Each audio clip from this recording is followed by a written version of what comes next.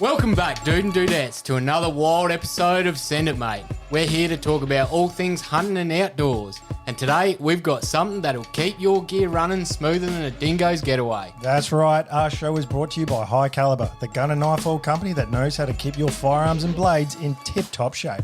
High Caliber is like the secret sauce for hunters, anglers, and outdoorsy folk everywhere. It's like the magic potion that makes your gun and knives happier than a dog with two tails. You know, guys, I've been using High Caliber oil for a while now, and let me tell you, it's the duck's nuts. My rifle practically sings a lullaby when I take it out hunting. And speaking of lullabies, ever tried sneaking up on a deer with a squeaky gun? It's a prime way to end up with no venison in the freezer. You'll be hungrier than a vegan at a bacon festival. Absolutely. But with High Caliber oil, your gun will be quieter than a ninja in moonlight. You'll be stalking your prey with the grace and stealth of a mountain lion. High Caliber doesn't just keep things quiet, it also prevents rust and corrosion, so you won't find your gear looking like it spent a season at the bottom of a creek. That's right, and for you knife enthusiasts out there, High Caliber has got you covered too. Your trusty blade will slice through anything smoother than butter on a hot biscuit. So, folks, don't let your gear become a rusty, squeaky mess. Head on over to highcaliber.com.au and grab a bottle of their oil today. And if you use the code SENDITMATE at checkout, you'll get a special discount. I say again, use the code SENDITMATE for all your oil slick, stealthy hunting needs. Thanks to High Caliber, you'll be sending it in style and silence. So, gear up, oil up, and send it, mate. High Caliber, the ultimate oil for the ultimate hunter.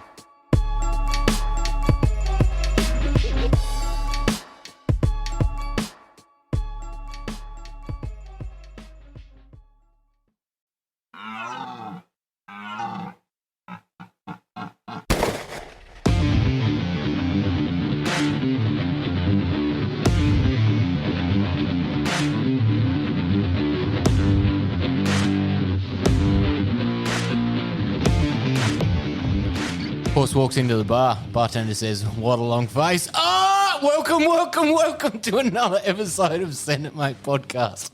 I'm Josh. I'm Caleb, I'm utterly disappointed. and we certainly don't specialise in quality jokes here.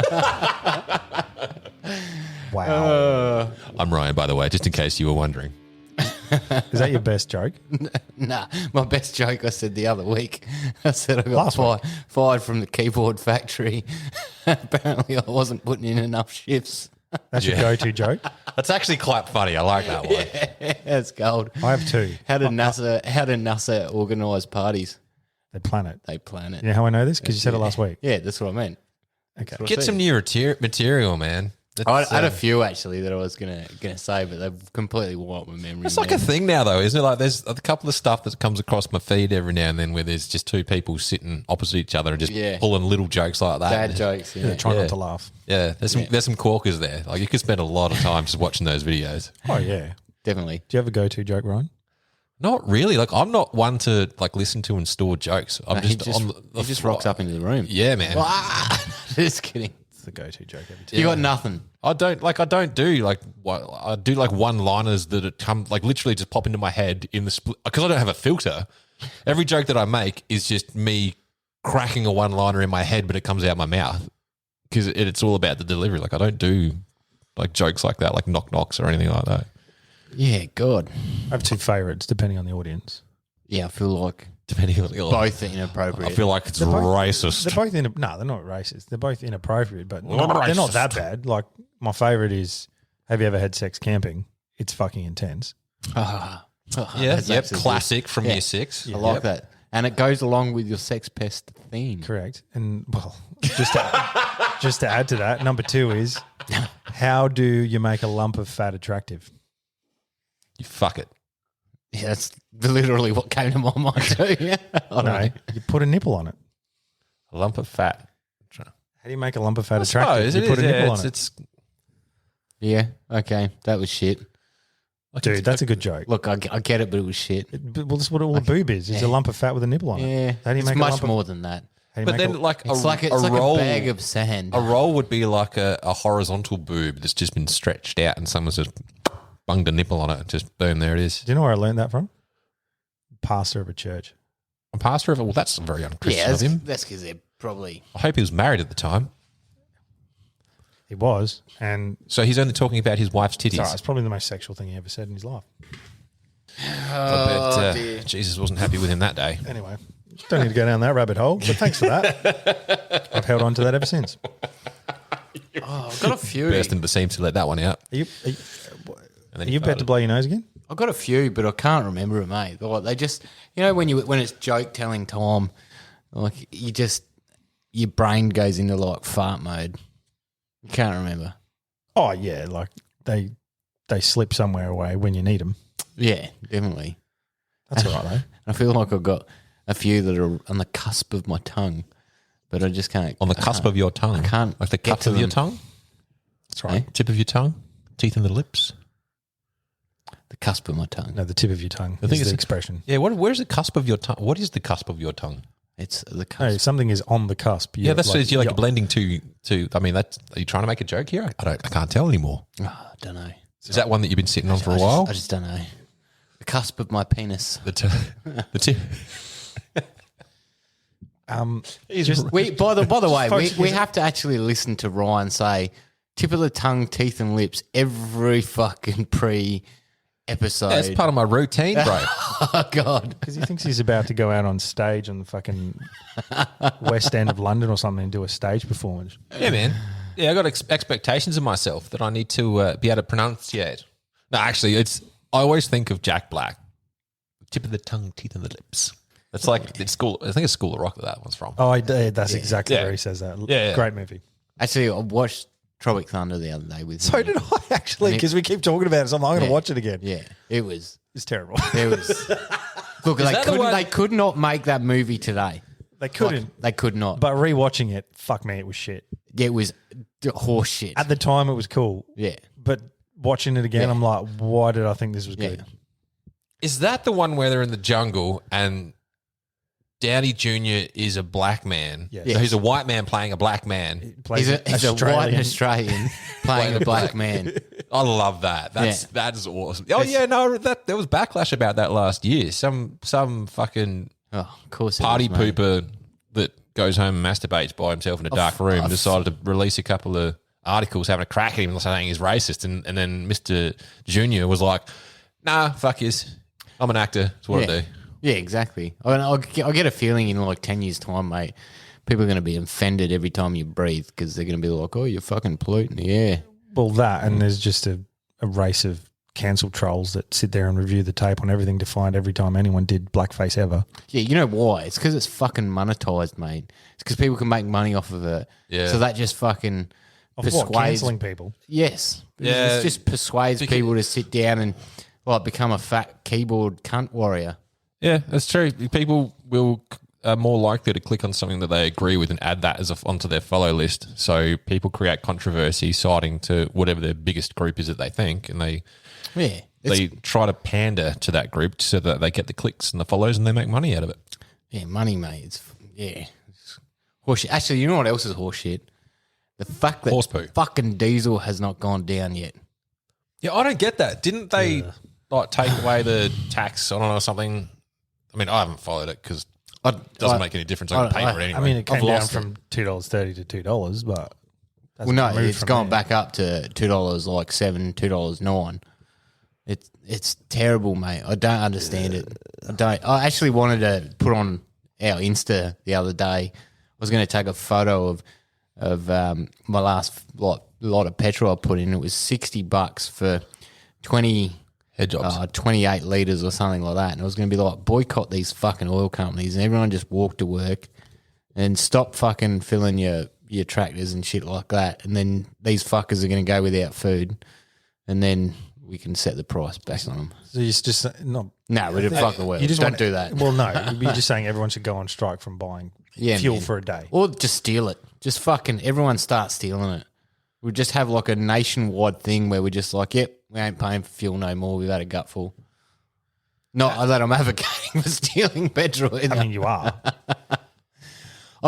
I guess I'm trying to say we're going to come up with a damn solution, and fucking out electric cars are not the future.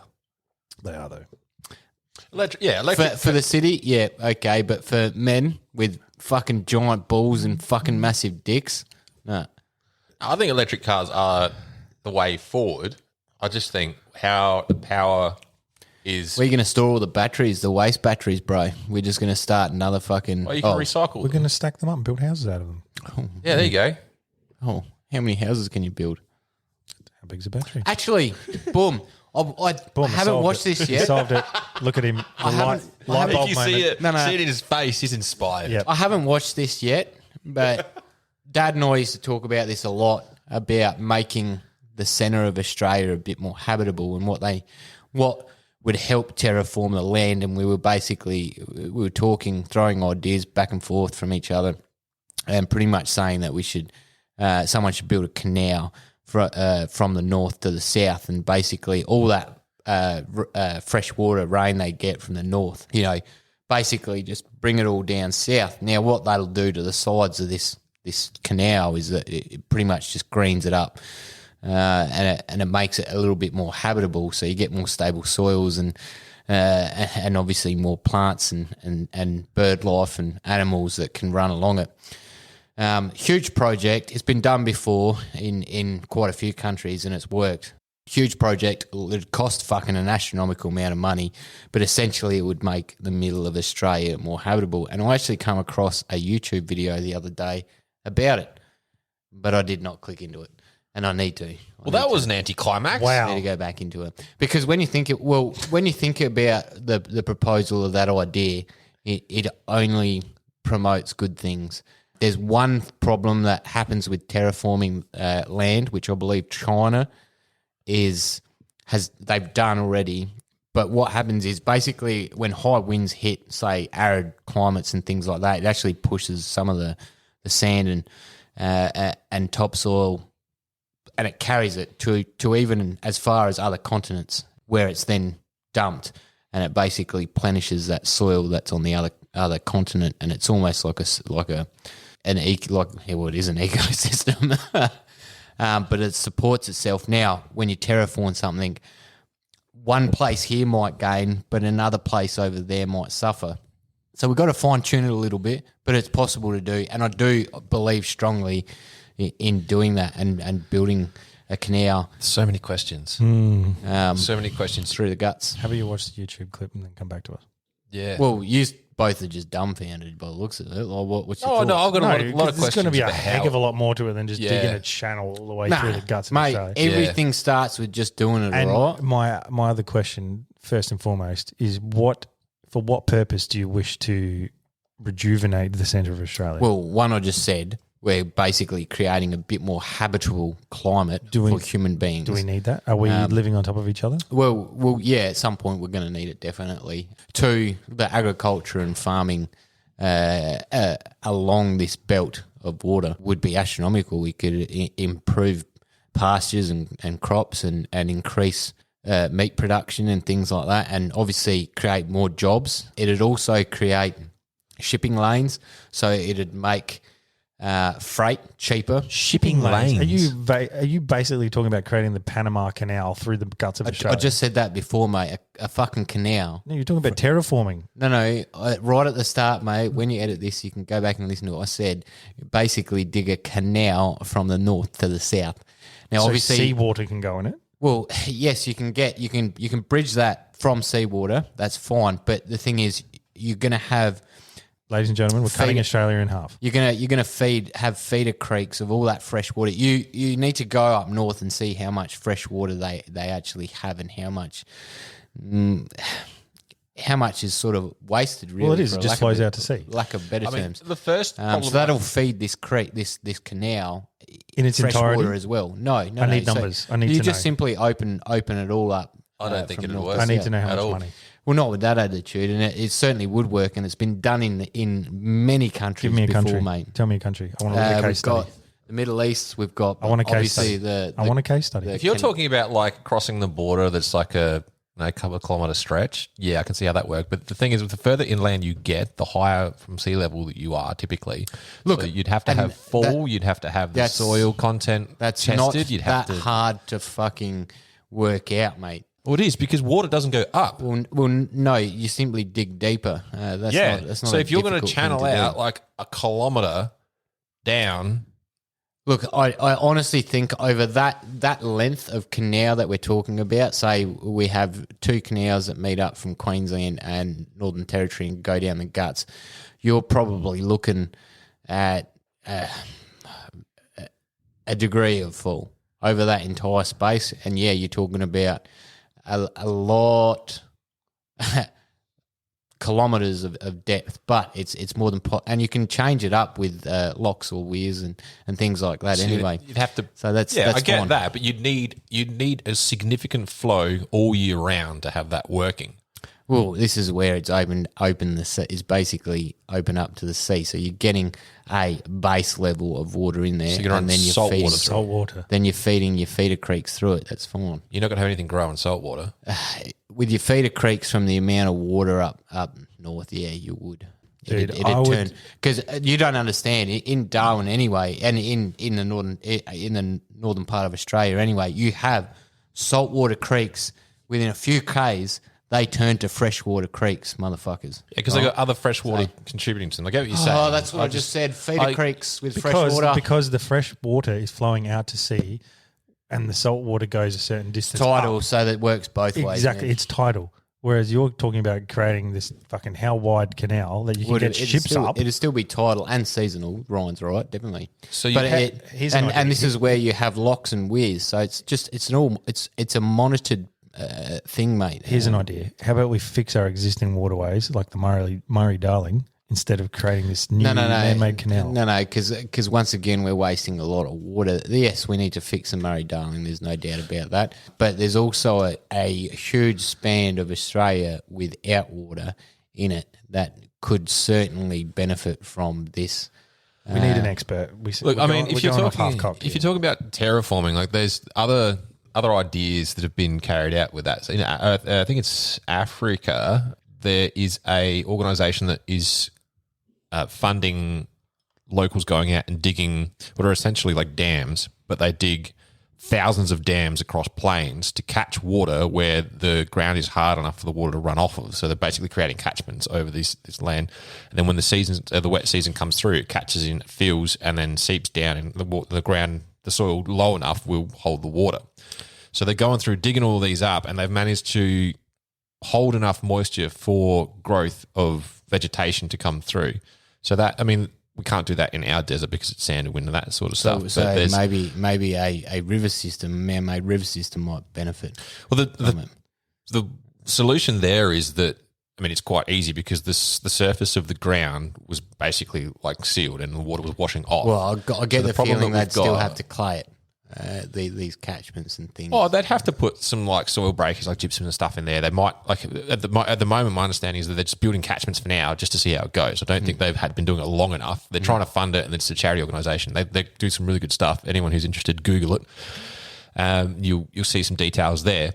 But the problem that I'm seeing is I instantly think desert, and desert, like water out in the desert doesn't last because it's not the right environment for it. So the amount of water that you'd need to push down, like even if you solve... I'm not talking about like a 3 metre creek, mate. I'm talking Yeah, about... I know what you're talking about. a fucking canal. Even a canal with a significant amount of water, the percentage of water loss that you'd have just in the travel that it would have, No, assuming because- that you're not going to be building like concrete basins and that sort of stuff. We down can there. control it, mate. That's the thing with locks and weirs. So it's obviously a monitored thing. So we can control how much flow or precipitation within reason is soaked up and used and things like this. It's not that mind-boggling. The biggest drama that I can see that this hasn't been done is because it would cost a lot of money. It'd be astronomical. I want to know in numbers what amount of water flows out to sea from the rainy season in the north.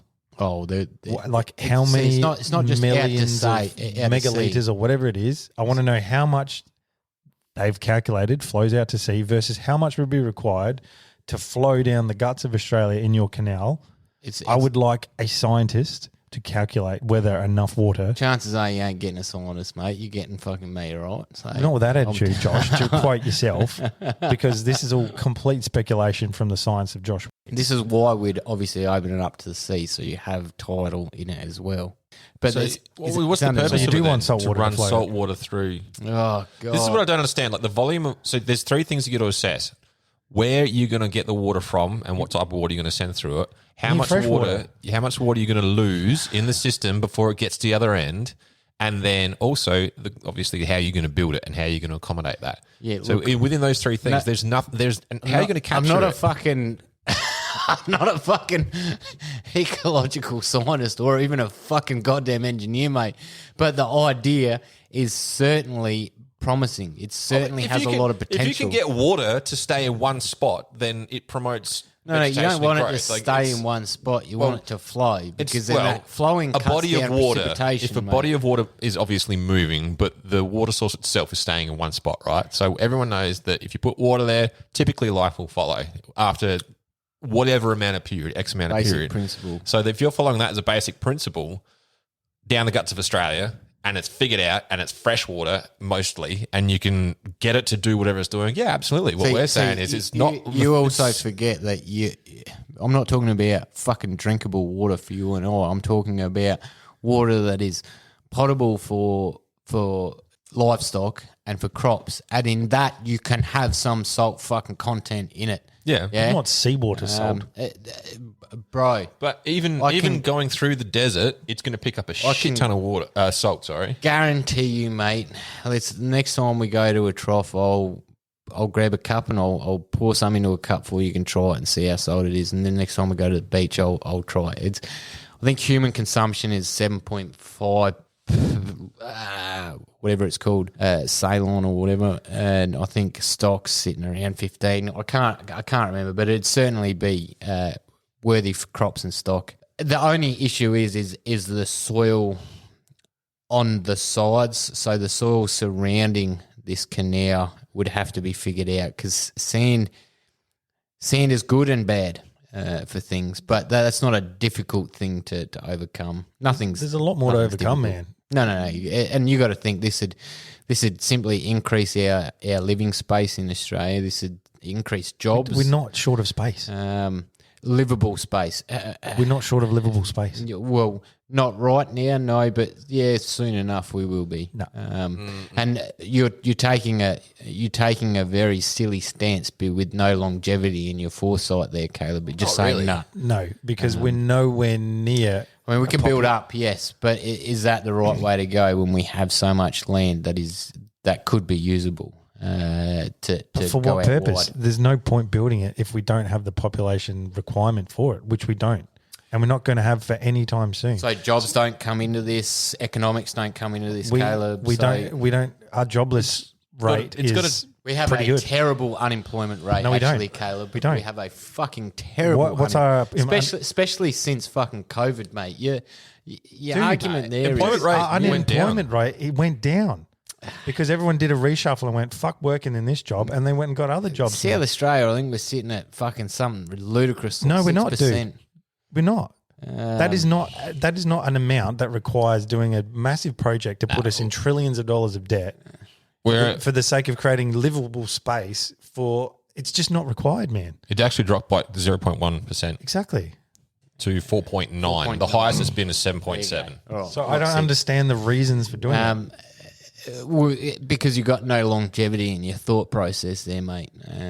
I don't see, unless we open our borders and say everyone come live in Australia, And look, that this- our natural organic growth rate of our birth and deaths is going to require us to need to live in mass in the middle of Australia. Well, we don't have enough children. If we're talking about British or European Australians, Anglo-Saxons. we don't actually have enough birth rate to sustain ourselves, as I mentioned previously on the So podcast. why do we need to do this then? But it doesn't matter. Simply creating a canal down the guts would make our cost of living. It'd decrease it dramatically. No, it wouldn't, because we'd have to pay extra taxes to fund this fucking We thing. would to start with, but towards the end, For the next we would see 300 long-term years. benefit. No. So how close to the canal would you have to live?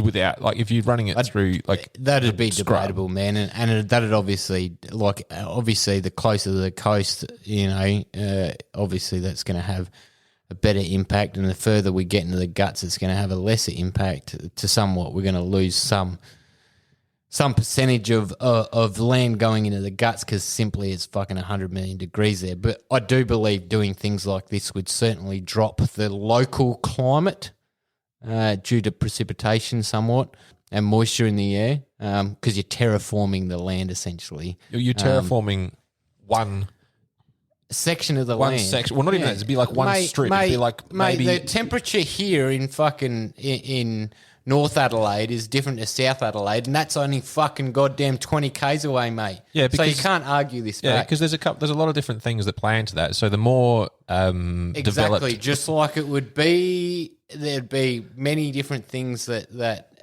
alter these so things assuming along that the you're way. going to run the canal into and you're going to live near it, otherwise you'd be living out in the bush just normally anyway. Because if you're living in an area, You tried to live in the middle of Australia, it's fuck. yeah, it's a desert. You Like can't. it's literally a desert. You can't, mate. I don't think any of us know enough about any of this to make such broad statements with such confidence. It needs an expert. 'Cause I don't think you're right, and you're somehow convinced that this is something we should do. And I don't think there's a need to do it. I think someone out there that's listening to this would have some answers to this. I certainly think I'm right, and like Have you researched this, or is it just like spitballing ideas with your old man? Look, it started with spitballing ideas with my old man, and then I did some research into other countries that have done similar things. So what country? Tell me one. Well, I've just told you, China and fucking the Middle East and fucking America, mate. Jesus. You got the Suez Canal, you got the Guatemalan Canal. You got the You're whole talking about lot, the Panama mate. Canal. This is not terraforming. Panama. That's the one. That's a shipping route to It's- save them having to go around the bottom of Africa. It certainly does, but it changed things along the way. It changed the land along it. Of course it did, because they and dug a fucking big hole through the hole. China have been experimenting with Aquaculture is terraforming- what China does. terraforming Chinese land and African land for a while now. You can dive into this, and I'm not going to sit there and say I know everything, but I'm just saying it's an option, and in my mind, it would be a good option to best utilise what we have. Maybe in essentially. 1,000 years when we have 100 million people. Oh, cool. So we don't. That means we shouldn't start thinking about it now, mate. This is where that longevity. You're going to be comes into dead. it. I'm going to be dead. He's going to be dead. Yeah. Actually, our population is going to cap out about 9 billion pretty soon. we're only at Not in a fucking s- 7 or 8, aren't we? The growth of the population has been So on decline for a while. Australia, we're at 25 million in Australia, 25, 26, whatever it is now. We should be at a couple 100 million. No, we shouldn't. We should have less population on the entire fucking planet. No, Per- our land capita. could support fuckload more if we had a bit of forethought, but we don't. We're But fucking. why do we ignorant. need to have more people?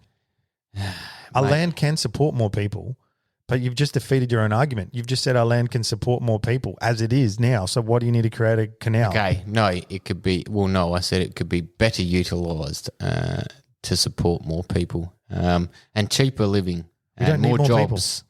And well, of course, you need more people to keep advancing in a civilization, mate. I told you the statistics on the birth rate for a I don't know the other word, but a species to survive. And I'm talking about the Anglo-Saxon Australian. That sounds fucking racist as hell, but us as a it's what nation. we You're are. not talking about the species. It's not racist, it's what we are. You're talking We're about white Anglo-Saxon.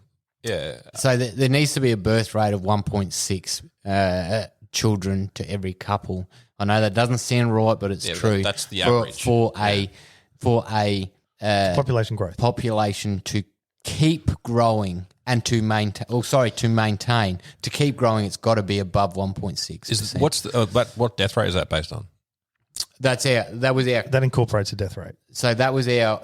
I researched this in so obviously it's going to change somewhat in 2020, just before COVID hit, and that was essentially what they were saying in 2020. So I'm presuming it hasn't changed all that dramatically in 2 years. So our population isn't going to explode anytime soon.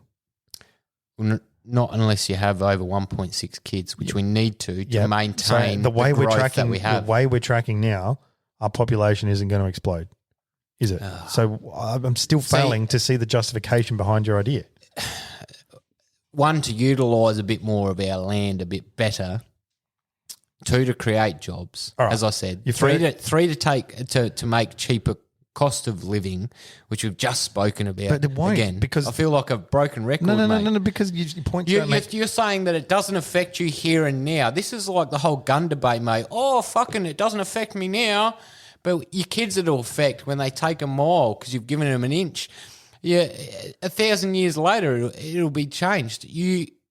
So having a bit of forethought now, which our politicians are fucking useless at, having a bit of forethought now will help us as a nation go great. Dude, I'm open to ideas, and forethought and forward thinking and planning is what you should be doing. So it might not need it right now, mate, does until you it? can give me, I'm also very logical. So unless you can give me a valid reason, and your reasons in my mind are not. Well, just gave you multiple valid reasons, but you just seem to be oblivious. Our population isn't overarching and decimating our country. Not right and we're not now. living on top What of each other. happens if the next war and you've breaks just said out the growth and we rate get isn't fucking enough. millions of You've fucking just said refugees? our growth. You've just said our We've gotta population support growth them. rate is not that high, so it's not going to explode anytime soon. Once again, what if we have you don't know the other factors of the world. What if we have millions of refugees coming here that we've got to support? We're not. Okay, cool. We're not going to do that. What do you mean we're not going to do that? That's how we grow as a nation, mate. Our nation was built on fucking multiculturalism. Josh, let me ask you a question. Do you want our nation to be full of refugees? Mate, I'm welcome anyone into this country. If it helps us grow and get fucking stronger. Why do we need more fucking people in this country? What is your reason? Why do we need more people in this I country? just told you, if it helps us grow stronger economically. It doesn't. As a world power, what do you mean? If we handle it right and do things right, who are you to say the next Elon Musk isn't a refugee that fled to Australia to seek asylum? Well, who are you to put that stipulation on people, mate? The typical it could trend. be. And what if we have open arms and we have the support to nurture these people and to grow them, mate? Look, the typical trend is, I think what you're talking about is the increase in population typically will lead to advances in technology. No, a faster advancement, not significantly faster, but faster than if you don't, because you've got more minds and that sort of thing. I think the way that the industries are moving and transforming now, it's quicker than they ever have before. This is like that technological wave that we've spoken about previously on the podcast. There's enough movement now to change those stats a bit, actually. So if you're a good example of this are these smaller countries like in Europe, like Sweden, where they are pouring money into technological industries. They're miles ahead than everyone else, but their populations are like a small percentage of the rest of the world. So it's common sort of, well, it has been common knowledge, but it's starting to shift a little bit where you'd say the more people we have come in, the more population we have, then the greater chance we have of technological advancements. But the reality is that fact is changing in the age that we're in now. So it doesn't necessarily mean that the more people that you have, the quicker you'll have technological advancements. You have a bigger workforce. Oh, and you're going to certainly have more people to fucking take care of and more money to fork out. But the fact of the matter is you've got the growth there to advance fucking way beyond you do, fucking... But you've also got a lot of other things that impact that. Like the more population you have, you've got industries that are shutting down and new ones that are being fired up. Like the industrial age is stimulates things, going. Man. That stimulates creation or creativity. It does, but what will happen is you've got generations that will be left behind as we go into the technological age, even further than what we are now. And these generations are the ones that are the forklift drivers. All the jobs that are becoming automated and being made redundant need to upskill.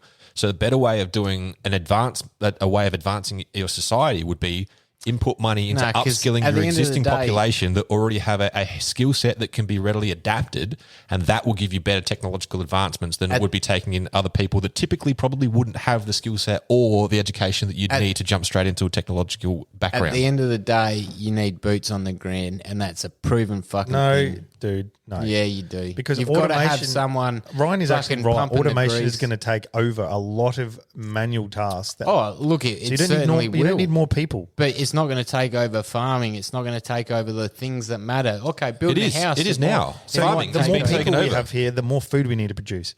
So why do you want to open the floodgates to refugees? I'm certainly all for fucking open arms. You know. Absolutely. Like, people should have the right to come into the country through the right channels. The right way. I've noticed The right one way? thing actually with Australians, and because we have it so good, we have a tendency not to soak up new information and learning, and compared I would to other disagree cultures. with that 100%. I have met That so is the many most ridiculous met statement. so many people that are refugees and their kids are like sponges because they have seen harsh times, they know harsh times, they know times without school, and they love it. They absolutely soak it up. I'm not seeing too many white Anglo-Saxons becoming doctors these days. I'm not seeing these certain fields that are Is being this like taken up your by other people. experience, or is this This is what credible? I just said this is what I can see. Yeah, so it's anecdotal. It doesn't apply. You're painting a broad brush. The broad brush from your narrow point of focus, man. You've seen you have like Well, you know this, let's hear your idea, mate. Let's hear your shit. You just don't- want to cut off everyone, like the whole world, and cut your nose off to spite his face. Like, there's a difference how? between cutting off the world and then saying that there's the significance of having more people leads to greater advancement. That's as I said, we could have 1 million refugees rock up tomorrow, and one could flourish into the next Elon Musk. But or that is not going to pay off for the million help. people you then have to feed, clothe, water, and support in this country. strain on the social system. Exactly. And this You is are better where off- we come down to the canal. No. You are Well, better yes. off. Yes, no, it Josh, does. you're better off maintaining a slight population growth in this country and doing more efficient and better things with the resources we have and the population we have now. I can't see our cost of living.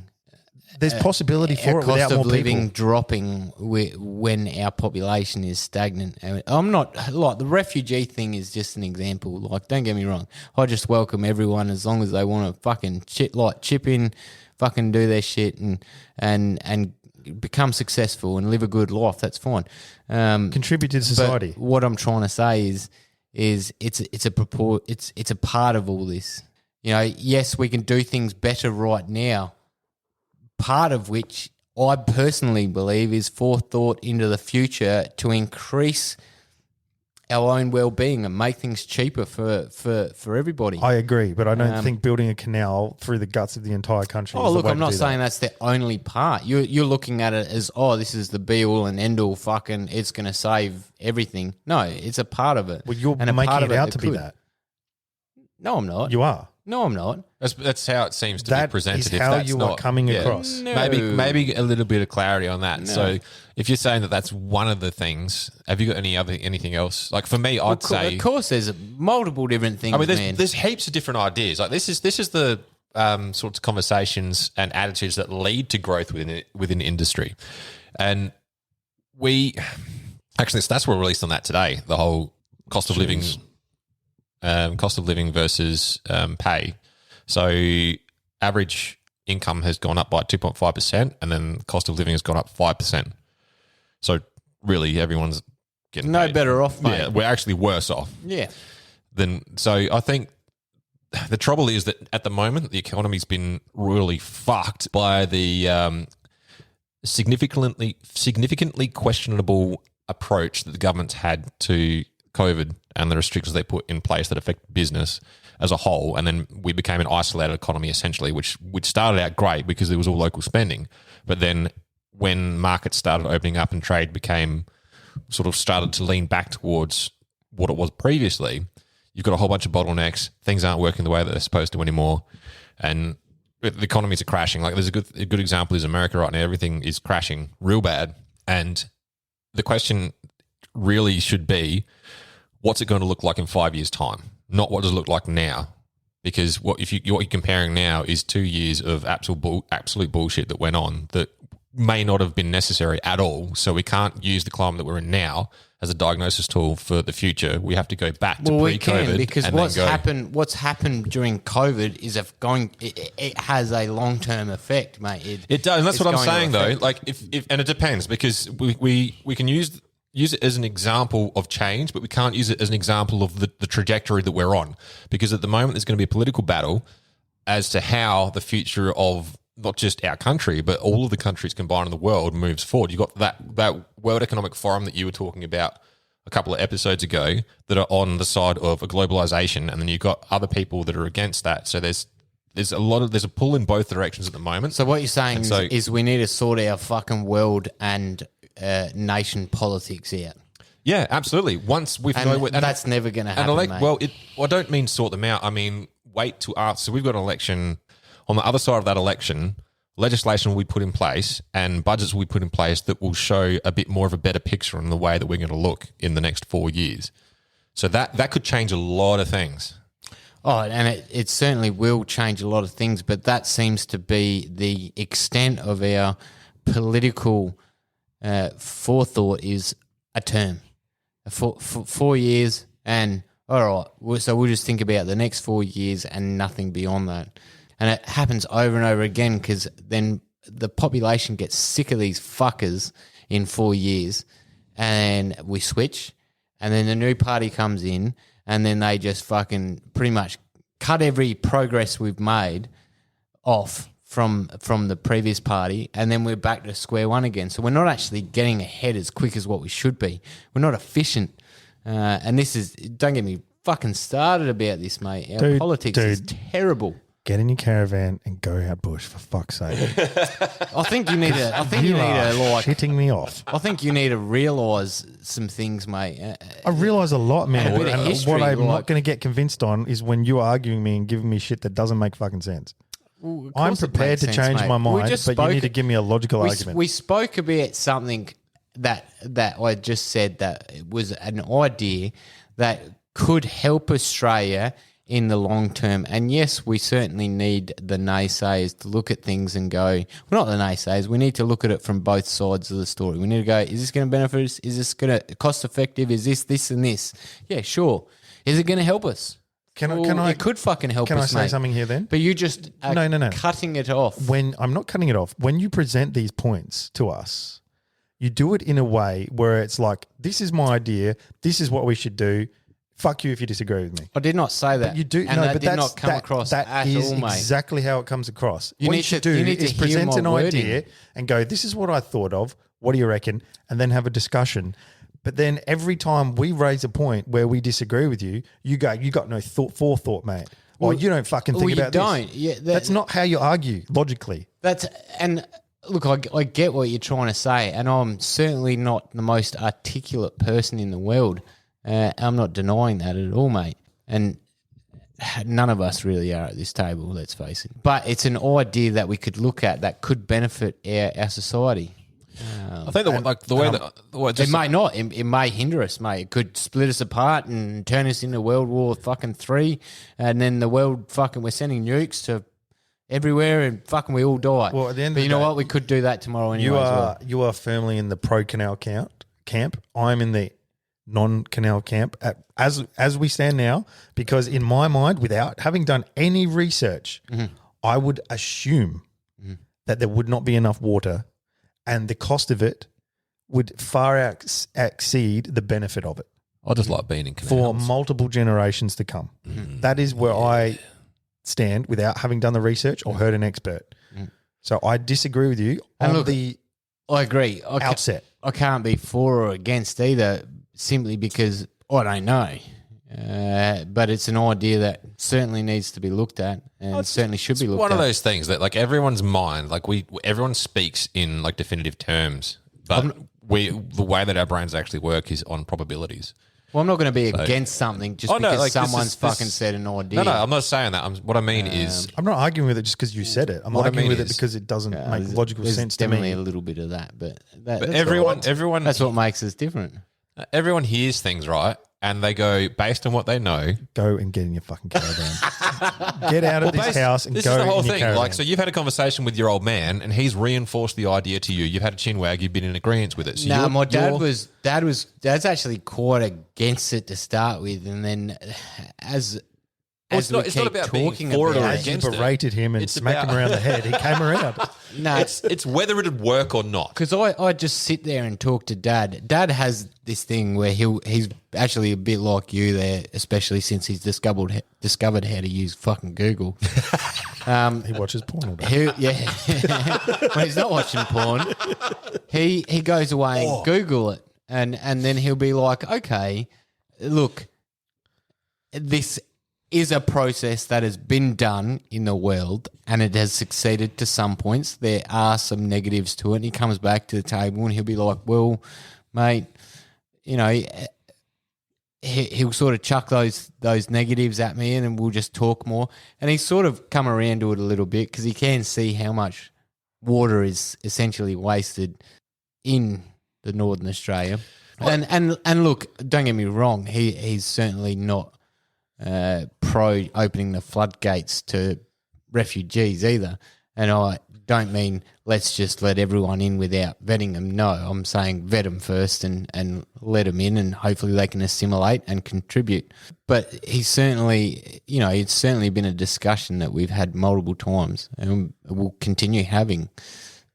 I'm confused how we went from talking about a canal being built through the desert to refugees. That's a rabbit hole and a half, lads. Well, Hats Caleb off. was asking why the canal was going to benefit Australia, and then I was sitting there talking about growth. You know, habitable. Oh no, land. I understand how we came to it. Oh no, sorry, let me rephrase that. Population growth. I understand how we came to it. I'm just impressed that we managed to get down that rabbit hole. That's a Oh look, this it's has a good been stretch. 45 minutes of fucking some weird shit. Don't Yeah, get we're me not wrong, even but- we're not even into point of interest yet. I don't we're think not. I don't think we're having a point of interest. I think now. I actually have a point of interest. I think What's your point fucking of- scrap it now because we're 45 minutes in. Well, I have a point of interest. Oh, go on. What's your point of Make it interest? quick. Okay, so there's been 12 murders since 2020 in the There's our gangland. population. I don't think that's true. I think there's been more than 12 murders. In the gangland wars, dear fucking. What's the listen. gangland Which wars? ones? Which that's true. So the Which ones? Aladdin crime family and these other lot and fucking I've never heard of them until I fucking heard Aladdin. Is that am I pronouncing that right? Aladdin. Aladdin and I can't remember the other family and they've been in a feud and then that's also with the Comancheros. They're in there. Where are we Some talking? bikie gangs are in there. Sydney? I think it's predominantly in Sydney, but I think it has stretched from like pretty much the East Coast. But yeah, there's been 12 murders involving firearms since 2020. In And they've been semi-automatic firearms that criminals have owned or in used the gang, illegally. so not in all of Australia, there's been 12 since 2020, just in these gangland Yeah. associates. Yeah. Oh, you're going to argue on... You're No, gonna I'm disagree just with me clarifying to Oh, understand. Aladdin. there? That's because fucking- I was going to say I just Aladdin googled it and a whole family, bunch mate. of Aladdin episodes came up. I'm like, well, that doesn't really quite seem like gangland, you know. But you know, you can see the metaphor. I was going to say Aladdin family to start with, but nah. Aladdin and Hamzy. That's the one. Hamzy and It's been that, so there was a shootout, or not a shootout, I should say. I'm presuming there'd be two dudes that have fucking rocked up outside this gym in Sydney a couple of days ago and shot at two blokes, killing one and critically injuring the other. And I think he might be the head of the Comanchero gang or something like that. I don't know. But yeah, just a bit of gun crime statistics Bit for of trivia. people to get interested over. So how? There's so many questions raised in that. 12 murders in 12 months. Is that what you're talking about? Just between the feud Since 2020. 2020. Since 2020. So in 2 years, 12 murders. That's 6 a year on average. In that one gangland war, yeah. And they're just killing each other. Yeah. I don't like. To me, that doesn't. I mean, I do not know enough stats on this at all, but it doesn't sound significant. Look, Caleb may have to cut this out. I don't know, but look, they're of Middle Eastern descent. Most of these. Well, that's just gangland saying what it wars. is. It's not racist. So like feuds that have come over from. No. So the people that have come over and they've either entered into gangs or their families involved in a crime syndicate or whatever from the Middle East, and like they're obviously going around doing whatever they're doing. Fuck knows what they're doing, but they're obviously committing criminal Killing offences. people. And that's leading into violence into the community, which is, one, not safe for the general population, which is, two, the reason why we should be allowed semis to protect ourselves. As in they're committing these carries. murders in the population. Yeah. So Like if you walk into a gym and start public. shooting it up, bro, and there's other people in the gym and there's one Yeah. dude packing, Okay. that motherfucker can put that dude down and then happy days. No one else is getting hurt that are innocent. Yeah, but what if the dude that's packing that drops the other dude is the member of the opposite gang? Does that then mean there's I gang got a violence feeling, or is it man. defense? I got a feeling, like, yeah, there's going to be defense, but I got a feeling if you're in a gang and you know that you're in a violent feud involving firearms, well, you're probably not using registered. Oh, no, yeah, I know what you're saying, but my point is that if they were licensed and the same thing unfolded, what is the difference? Well, like we've spoken previously on the podcast, obviously you've got to go through the escalation of force and your legal requirements to draw that weapon and fire that weapon on that person. So in this certain scenario that happened a few days ago where these two people were shot, there was a father and a son that was sitting in the gym. They were obviously working out or whatever, and they were Instagramming. They were, well, not casualties, but they were innocent bystanders that could have been hit from this, and that's unacceptable. If you want to do your gang shit, do it with each other in the middle of the docks with no one around, or in the middle of the fucking scrub where no one's around. How about just don't be a fucking seedy motherfucker? Yeah, or just But don't kill anyone. or Yeah. just don't be a motherfucking idiot. Be smarter. But as soon as it happens where there's other people involved, I do believe that you should have a right to stop it. Absolutely. No, I agree with you there. I was just playing the devil's advocate, but I think, like, Caleb would disagree because it's Caleb. in my mind, though, the kind of person that would go in, Don't look so stunned. the kind of person that would go into a Glass you gym in a in minute. public and shoot it up is just a dumb motherfucker. Like, anyone can pull the trigger, anyone can but find someone and do it. They're out there, but- man. And Oh, no, I get that. But that's why I don't understand how. First of all, there needs to. It's riding a fine line where you go, well, the police need to crack down and they need to do this and they need to do that when they're using illegal weapons and whatnot. So, but then you go, police are doing a fine job, mate. There's nothing wrong with that. They're doing what they can. that's when they that's can not what I within the said. law. That's not what I said. I didn't say they were doing a bad job. I mean, everyone knows that if something happens, can it be prevented? And questions gets asked. I'm just saying, police are probably, I'm assuming, doing the best they can in the situation. If there was more funds available, better training, all that sort of thing, they'd probably do better. I'm not saying that they're doing a terrible job. I'm just saying, under the assumption that they could do better, given more resources, I'd say that's one side of the line that you're walking. But then the other side, you go, well, people are going to do what people are going to do. And that's sort of the... Yeah, If it's a revenge killing and you know the opposite gang member is in the gym at 10 o'clock on a Monday morning and that's your opportunity to cap him, you're probably going to do it rather than try and invent this perfect scenario. oh, but you just shouldn't do it. Period. Well, and you it should- shouldn't obviously you be doing shouldn't. it at a gym where there's innocent Dude, bystanders. you shouldn't be killing another human, period. So I don't think they're gonna create a perfect scenario where they're gonna get this person alone, not in public. Oh, no, they're not unless going they to. challenge each other to a duel in the middle of the desert. So they shouldn't do it, Like period. true gentlemen. Period. And you're right, they shouldn't do it, So period. much blood flow. But the fact of the matter is we can't control criminals or criminal entities, so we should have a right to stand up for ourselves No, but what we can do is in these help. public places. Should we have a murder room like we have public injection rooms for heroin Now you're addicts? just getting silly. Well, I am because I'm like, Do you know, I actually think The criminals are gonna I do think what the you're onto fuck they something. want. Not a murder room, but a jewel room. As in DUEL, not JEWEL for all of those blingy blings I out think there. you're now just being silly. No, I shit you not. That I'm would solve. taking the piss because you're asking criminals to, one, not kill each other, and then two, not No, do it I'm- in public spaces. I'm essentially asking the politicians Bring for back the the right fucking to gladiator defend arena. ourselves. Look, no one's going to disagree with you that you should have a right to defend yourself to some degree. Right? That's not what we're saying. What I think is, but seriously, if there was an arena where it was like, if you step into this arena voluntarily and you can settle your feuds, there's like The purge. Let's just have a day where that's everyone not the can purge. That's like the opposite end of the fucking scale. I'm talking about a controlled environment. Like you said, like the drug rooms that they're having, like, people going to do it, so we might as well make it safe. If you're going to have one gang versus another gang, they just get their best dude to go into the arena. The public don't get impacted. There's It's gladiators. Yeah, exactly right. Oh, I've got a question. Who would win out of the three of us With what weapon? It depends. if we went into the arena? With what weapon? Hand-to-hand combat. Let's do hand-to-hand, a bladed weapon, and then a gun. What sort of gun? How close contact are we? Are we like, what are we? Are we all going in the arena at the same time? We'll say, because Caleb's against semis, he's only allowed a falling block, single shot rifle.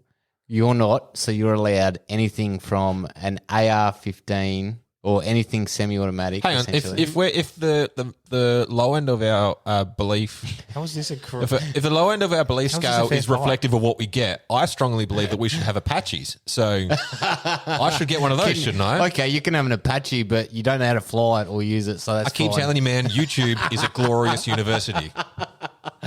All right, we all got AR-15s. We've got AR-15s. Are we all in the arena together? Yeah, no, we're all separated by a fucking canal. With the way you shoot, Caleb, I've definitely got the upper hand on you, mate. Ooh. Iron sights, man. I'm just going to wait out on my side of the arena until a luscious jungle grows thanks to the terraforming of the Gladiator Stadium. Do you know, actually, I'll just wait for And him then to put have up borders I'll so wait for no Josh- refugees can come in. I'll wait for Josh to have a muscle spasm, then go over and cat him. And then I'll just do what you do. You stay on your side of the canal, I'll stay on my side. We just live prosperously. Easy. We'd develop trades, markets. I might even build a boat where we can start going to and from. No, bro, Harmony, bro. don't fucking build a boat. Whoa, that's too much for Caleb, man.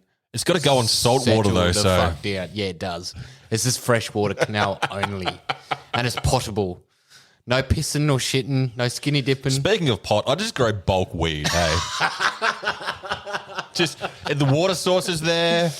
Get that sweet strain. Just pop them seeds in the ground. Let that baby do its thing. Man, I love our podcast, eh? It's fucking terrible, but it's good. Caleb's like, oh, Josh, that's right, but I just got to stick to my guns because I'm a proud man. That is funny. And Ryan's like, oh, how can I make this funny? No, actually, I'm thinking, speaking of sticking to things, we should probably stick to the run least. So The run least. The run least. You can tell I've had a couple of wines, eh? That Look, bottle's... The run sheet. I'm going to Run let sheet. Caleb go first because I've been talking. What are you fucking talking so about? much. We haven't even made it down to the second item.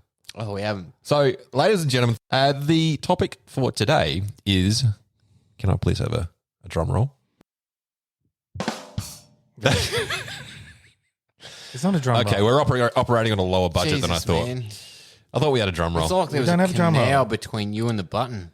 There's a canal between your brain and your mouth. There's a canal between your fucking. Now I'm just thinking of Face. vaginas. So topic today is naked and afraid. I feel like we've just fucking thrown this topic out the window. And No, rolled with horseshit. we've had some good, healthy arguments that may or may not end friendships. We do like each other. Believe it or not. Caleb says in a convincing tone. While he waits for Josh to go to the gym so he can cap him. Yeah, I like Josh as he holds his semi-automatic to my head. That's what they're there for. Yeah, but he'd be a criminal because only criminals have access to them. Exactly. And I'm a law-abiding firearm owner. I think law-abiding is a bit of a stretch. Firearm owner, yes. You're a firearm owner. Definitely law-abiding. I wouldn't call you a law-abiding citizen. I lock me fucking ammo up and me gun up and adhere to the requirements. Yes. I wasn't talking about guns. Oh, You're a filthy, filthy criminal. well, I am bearing arms, so you are right. Oh, Jesus. I can't actually. I've got arms. I can't He's got actually arms. take I can't see them away. I've got anything under legs. that hoodie you're wearing. What a massive There's no arms being fucking bared. dick. It's actually been a solid 6 months since I've seen Josh's nipple. It's been pleasant. Yeah, do you know, it's one of those things where you don't know what you're missing out on and you're very appreciative of it. Anyway, I do have a good physique. Thank you very much, lads. just ask him. Big jam over there. What's going on with your hair? I'm trying to grow it long, bro. It doesn't It is- grow though. it's Well, pissing me Claire, off. it's like curly. Did you get a perm? Nah, bro, it's pissing Looks me like off, you got a man. perm. I just want it to grow long. No, do you know what it looks like? It looks like you went and got a perm, doled yourself up last night, but then had a massive night on the piss and didn't fix your hair, got out of bed, then came here. Seeing like 2-day-old gel hair. Yeah, it's not even gel. It's like it looks like you've had a perm. I washed it just before coming here Oh, that's why it's frizzy. With no product, bro. with shampoo and conditioner. What do you wash your hair with? I've got a 3-in-1 fucking body wash fucking hair. Sunsilk Max I've got a Ultra. 3-in-1 thing. I don't use shampoo. Actually, now that I think about it, it's body wash, shampoo, and what's the third thing? It's 3-in-1. Conditioner. Conditioner. Okay. Duh. I'll just And ladies and gentlemen, this is the argument that Caleb was putting forth to the canal. Well, this my is the hair grows. intelligence. My hair grows, man. So well, if you put a 3-in-1 in the canal, it's going to turn to bubbles and it's fucking Rundle Mall all over again, isn't it? bro, I actually. So there's a, Steve. Which one? does everyone else out there know Steve? No Hey one guys, knows do you Steve. know Steve? You have a friend Steve that from no the one hills. else knows. Yeah, Steve from the hills. So me and him actually one They have night eyes. we were sort of like cruising around Adelaide. We were bored as fucking probably what? Yeah, just being lads. Anyway, we pulled Law-abiding in. lads. You remember that 7-Eleven that was on? Fuck. Doesn't matter. I can't remember, but there was a 7-Eleven somewhere in Adelaide, and there's a fountain like in Victoria Square, I think. Yeah, that's Hindley Street, bro. Yeah, No, no. The 7-Eleven on King Williams, I think it is. Corner of King William and Hindley. It's not a 7-Eleven now, I don't think. That's nowhere near Victoria Oh, Square. sorry, that's the sex shop. No. But we went there, right? And we were bored. We had this like really sick tick idea. A 7-Eleven So- in town. We went in and we bought all the dishwashing detergent and soap that we could, and I mean, we cleared out the shelves. Like, it was probably $200 worth of fucking dishwashing liquid. We've gone into, I think it was like Victoria Square. I don't know. There's a fountain somewhere in the city, It's the biggest square. and we've gone in and we poured all this detergent in, right, into this square, like into this fountain to make it all froth up. And we were like just cheering. We were young, just fucking high five, and we were like, "Fuck yeah, whatever." Nothing happened. Nothing happened, and we were like, "Fuck, okay, cool. You want to go to the pub?" Yeah, went to the pub. Come out a few hours later. Guess what? There's foam. Fucking bubbles and foam everywhere, mate. It was the funniest shit. Law-abiding citizen, everyone. That's vandalism. Oh, nah, it's just liquid. Lock him up. Lock him up. It's just bloody dishwashing liquid, mate. Do you know every weekend kids do that? Prove Yeah. it. Oh, yeah. It's hooliganism is what it is. And they Well, put, no, did put you do dye it? in it as well? No, because I'm not. Like, I'm smarter than putting fucking dishwashing detergent in a fucking fountain. Did you have a really good night one night doing it? No. I have a good night every night doing it, whether it's with someone else or by myself. No, it was a good night. Cool story. It's a good night. I do dumb shit like backflips off of sheds. I don't do detergent. I feel like you'd be a type of guy that would put detergent over your body and do a slip and slide. Yeah, I did that last week, actually. Nah, not last week, but I have done that multiple Speaking times. of slipping and sliding, actually. Here we go, sex best. All right, I'm not going to talk about it now. I slip and slide right into the DMs. What was I gonna of talk hot about? ladies. Sexual What was I gonna fucking talk about? innuendo or something. No, what was I going to talk about? I know. Slipping and sliding. A canal? Bodies. Like having a canal. Slipping and to- sliding. Slipping and slide into? Neuro massage. You've had a neuro massage. I haven't had a neuro massage. Oh, listen Isn't to a it. neuro massage Listen like a to it. naked chick rubbing herself on you? Listen to it. He knows exactly what it is. He's like, Can I yeah. grab the number of the place when we're done? He's fucking nodding his head up and down while saying he hasn't had one. You don't have to pay for it. You can have one in the privacy of your own home, Josh. Well, this is true, but I've got nothing So to I hide. can neither confirm or clearly deny, you but- do. You have to use an oil-based lube on the sex doll because water-based ones rub off on your sweat. Just saying. What? This fucking Johnson's baby oil, mate. He's insinuating They're good that for I just something. rubbed up and down on a sex doll. Oh, that's not surprising. You're a sex pest. I don't own one, nor will I ever. Have you borrowed one? I hired one once just for an overnighter. A sex doll? Oh, it was a That joke. was a joke. Where Jesus, would you man, hire a you sex said doll that from? fucking convincingly. Gets you every time. Him pretending to be me saying that sounded convincing as him. Anyway, naked and afraid, motherfuckers. Cool. Well, you're Caleb, up you can first, go man. first. No, this is not. No. Everyone's heard my voice. It's not long negotiable. enough. It's a run sheet, bro. You can't go against the run sheet. Otherwise, it's just a walk sheet. Cannot All right. You cannot violate the run sheet, mate. You're up first with naked and afraid. All right. So this isn't exactly. I wasn't naked, and I wasn't actually afraid. So what the fuck are we doing here? But anyway, so one day in Afghan, it was this is an Afghan worry. I'm going to get me fucking Afghanitude on here. So did you say worry? An Afghan worry? A war? War story. Yes, a worry. Is that a thing? A worry means war story. Yes. Yeah. Worry. Cool. Yeah. Anyway. Yeah, no, hopefully they put that in the dictionary next year, you know? What are you thinking? It's on fucking Wikipedia, right? Anyway, I was sitting there one night and we're like, us boys are all chilling in our, like, it's hard to explain. It's like a series of bunks sort of in a roomish sort of Did thing. you have to share? Rape dungeon. Oh, yeah, I actually shared with my mate, Aaron. You were Little Spoon, weren't you? No, we had bunks. I guess you could call it. Well, me and Aaron had bunks. Anyway, we were fucking sitting there one day and we everyone were else on doing? QRF for that night. Well, for, I believe, 2 days. What's QRF? Quick reaction force. So if I anything- was so close. if I was anything not happens- getting that one. I was going for quality fucking in the Didn't rear. get the canal either, but that's all right. No, I got it, baby. Not bitter at all, are you? I got it. I just think you were laying the wrong I mean, pipe. do we want a world where everyone just agrees with you? Yes. You sound like Donald Trump. Fucking move on. Anyway, we were sitting there. We were on QRF for a night. And, like, from what I remember, Aaron and I were just fucking like talking shit, and the rest of the boys were watching movies and doing whatever. And over the loudspeaker, like you can hear Viking, Viking, Viking, and that means your Norsemen QRF are has to be invading? reacted. No, it's just like for a lack of a better word, a fucking phrase that alerts QRF.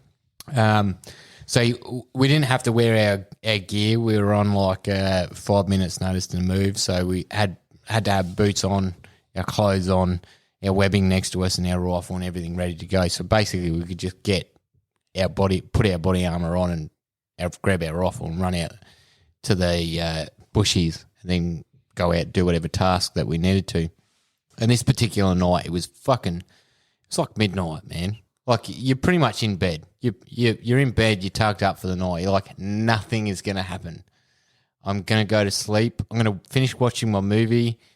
All the boys are going to finish having a crank because I can fucking hear them. And then I'm going to fucking wake up tomorrow morning and have breakfast and everything's going to be rosy. Anyway, over the loudspeaker, boom, Viking, Viking, Viking. I'm like, for fuck's sake. So Aaron's got off the top bunk. We've put our fucking gear on. Our whole section's gotten ready and we fucking beelined out to the Bushmaster. So it was a section plus. So we had about 15 guys with us. Anyway, we've run out to the Bushmaster. We're all sort of like half sleepy and, sort of fucked out. We're like, yeah, sick. What's going on? Not that you should be sleeping when you're on QRF. You should be awake, but that's all right. I'm still thinking that there's dudes that were having a wank and then they had to all of a sudden cut it off and put a body armor on. It happens. You ever taken a shit and you you suddenly hear like your words to react QRF and you're like, Don't even wipe. I'm not going to get a wipe. This is fucked. Anyway, we've sort of got to the cars, and in the cars you get like snap orders pretty much. So Snap it off. Our section commander goes straight to the top, gets his orders, comes back, gets in the cars, gives us an order whilst we're out on the move. And out of all things, it was a down UAV. So a UAV had crashed essentially, and it was so uneventful. It was fucking terrible. But because UAVs have sensitive information on them, you've got to go secure it. So anyway, we've got in the cars. Everyone's all good. We've burned out. And something like this should probably be a little more than section level ops, section level plus ops. Should be probably a platoon because we were a fair way out. We were about 40 minutes in the car, maybe a little bit longer in the car to get out where this UAV had crashed. Anyway, we've got out the car and the wreckage is spread over a fair stretch of land. So we're like, okay. So we're driving around once trying to find the wreckage. we found the wreckage, and we found, like, I guess what you'd say the northern and southernmost tip of it, so where everything sort of is sitting in and crashed. And my secco's driven down it, like we've driven down the road and then the bush here. My secco's like, righto, you and Sam get out of the car and fucking be early warning.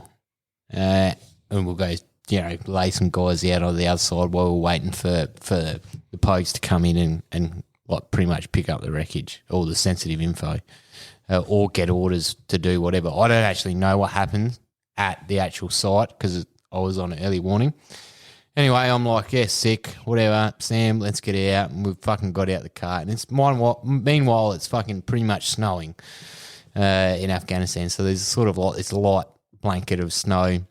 And typically in the snow, there's not overly too much fucking going on in Afghanistan. People are pretty much trying to keep warm because it's quite cold.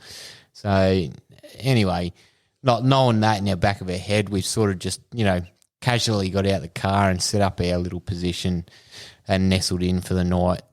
As the hours passed, me and Sam are like, fuck, it's cold, and we are well and truly over this. And I'm like, okay, I'll jump on my SPR, which is our section comms, and see if I can get Chich to see what's going on. Is Chong there? No, haha. To see if I can get more secco and see if we can fucking, figure out essentially how long we've got left before we can fucking get in the car, go home and go to sleep or whatever. Anyway, jumped on comms and couldn't hear anything. I'm like, okay. Meanwhile, I should just take a step back on this. When we first got out of the car and set up our little position, we were watching the Bushmaster just drive off in the distance, right? And we could see the tail lights. Was there one of the guys in the back window with his hand on it as well? No. So, he's just driven off, and, we pretty much got to the point where we could no longer see lights, tail lights. So Sam and I were like, fuck, okay, they're a fair way off now. Like, you can see lights at night for a couple Ks. So, we're like, okay, we're a fucking long way off from everyone else in the middle of nowhere. What's going on? Turns out they had fucking gone, we were about 3 kilometres away from the wreckage. Anyway, I got to the point where we were sort of cold. It was just me and Sam. We weren't naked and we weren't afraid. But we were like, we just sort of, the boredom and everything sort of got to us and nothing was happening and we were freezing cold. So I'm like, nah, fuck this, bro. Let's start a fire and get warm at least because I can't get anyone on comms. We can't see the Bushmaster. I'm like, nah, fuck this. And there's nothing around, man, nothing. There's no houses, no nothing. So we found a bit of wood, which is pretty unbelievable anyway. In fucking hang on, so we were, you left a whole bunch of bunks with dudes in it that were jerking off with wood to go find wood. No, in the desert. No, the section came with us, man. So everyone had wood, and you were looking. Well, I'm sure some guys were fucking half cocked, that's for sure. Anyway, so we're out there.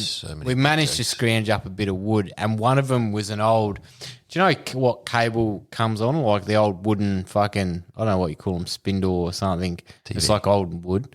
Yeah. We found one of them and we were like, okay, we've got no tools to sort of break this thing apart. It was quite big and quite thick, but, it was a bit more hardwood. And we were like, fucking, okay. You found hardwood? We're trying to smack it with our rifle and shit to try and. So you got hardwood and you were trying to put your butt on it? And it wouldn't come off. It was too hard to sort of pry apart. So we were like, all right, whatever. We started what wood we had just from trees and things to create a fire. And we're sitting there, we're huddling around this fire. Anyway, out of the middle of nowhere, the fire's starting to go a little bit. Out of the middle of nowhere. You jizzed on it. 3 dudes just come up to us. We're basically on the slope of this mountain. Do they want your wood? This shaly slope with nothing fucking visible for fucking Ks. And 3 dudes just come up to us out of nowhere. They've just walked up to us and they've got like a bunch of firewood in their hand already. They've come up and just done the Afghan squat right next to the fire and started stoking the fire. And we're like, Sam and I have sort of stepped back and we've sort of gone to the ready because we're like, what the fuck? Where did these dudes come from? You know, we got like night vision on, so we can see like a fair bit. And these dudes were like just fucking appeared, mate, out of nowhere. They were just like, boom, there. And we're like, what the fuck? They just want to get warm. And you've done the hard work starting the fire. Turns out, bro, so like we weren't fluent in Pashtun in the local area, but we knew enough to get by. And yeah, these three dudes just ended up wanting to go like get warm, like just like us. Isn't under the assumption that they follow Islam, isn't one of the rules where if you have a fire or a home or something that's yours, they're your guest, and so you're obligated to be, I don't know what the word is, like you're obligated to treat them well and invite them in as your guest around your fire. And I don't know, man. I haven't heard of that. But you're right. Outsiders coming into a home, yes, they're to be treated in Islam. They're to be treated with like utmost respect and importance. So you have to. They're almost. It's a cultural thing where they'll give you the best of what they have. Yeah. So then maybe they were operating under that assumption. They went, "Oh, there's a fire there. They'll be given." Well, they brought wood. Yeah, they brought wood to be hospitable, obviously. Yeah, I got no idea, to be honest, and definitely they were hospitable, and it was only like a second that we were taken back. Obviously, we could see these dudes fucking, walk up from some distance away, but it was like nothing, and then there was three figures coming towards us, and we were like, okay, fuck. That was when we were sort of taken back, and they've just literally, they haven't stopped. They've just walked straight up to the fire. They could see us quite clearly in the light. And they've just all taken the Afghan squat and then just started stoking the fire and then just sitting there. And then that's what I'm saying. Maybe they were operating under the premise that you were someone that would be welcoming to them. Yeah. Oh, I doubt that, but in the area that we were, but yeah, I to this day I still don't understand fully what went on. And like we weren't naked or afraid. We were certainly startled for a few moments, but it was just this point where we were sitting by this fire with no one around. It was I don't understand quite why it was just me and my gunner sitting out there. I don't get that. That's not the best tactics in the world. But we were out there. We were by ourselves, and we were by this fire pretty much till the break of dawn. So and until the sun came up. We were all sitting there around this fire, just fucking, and we were trying to talk to him, obviously. With the little Pashtun that we know, we were trying to talk to him, which is completely lost in translation. And they were trying to talk to us. But cool. That's a cool my story. I mean, if the topic was vulnerable but alert, then that's... I've got a question, though. Do you serve in Afghan? Oh, bitch. Every time someone disagrees with you, why does it fucking have to be a personal attack on the way back?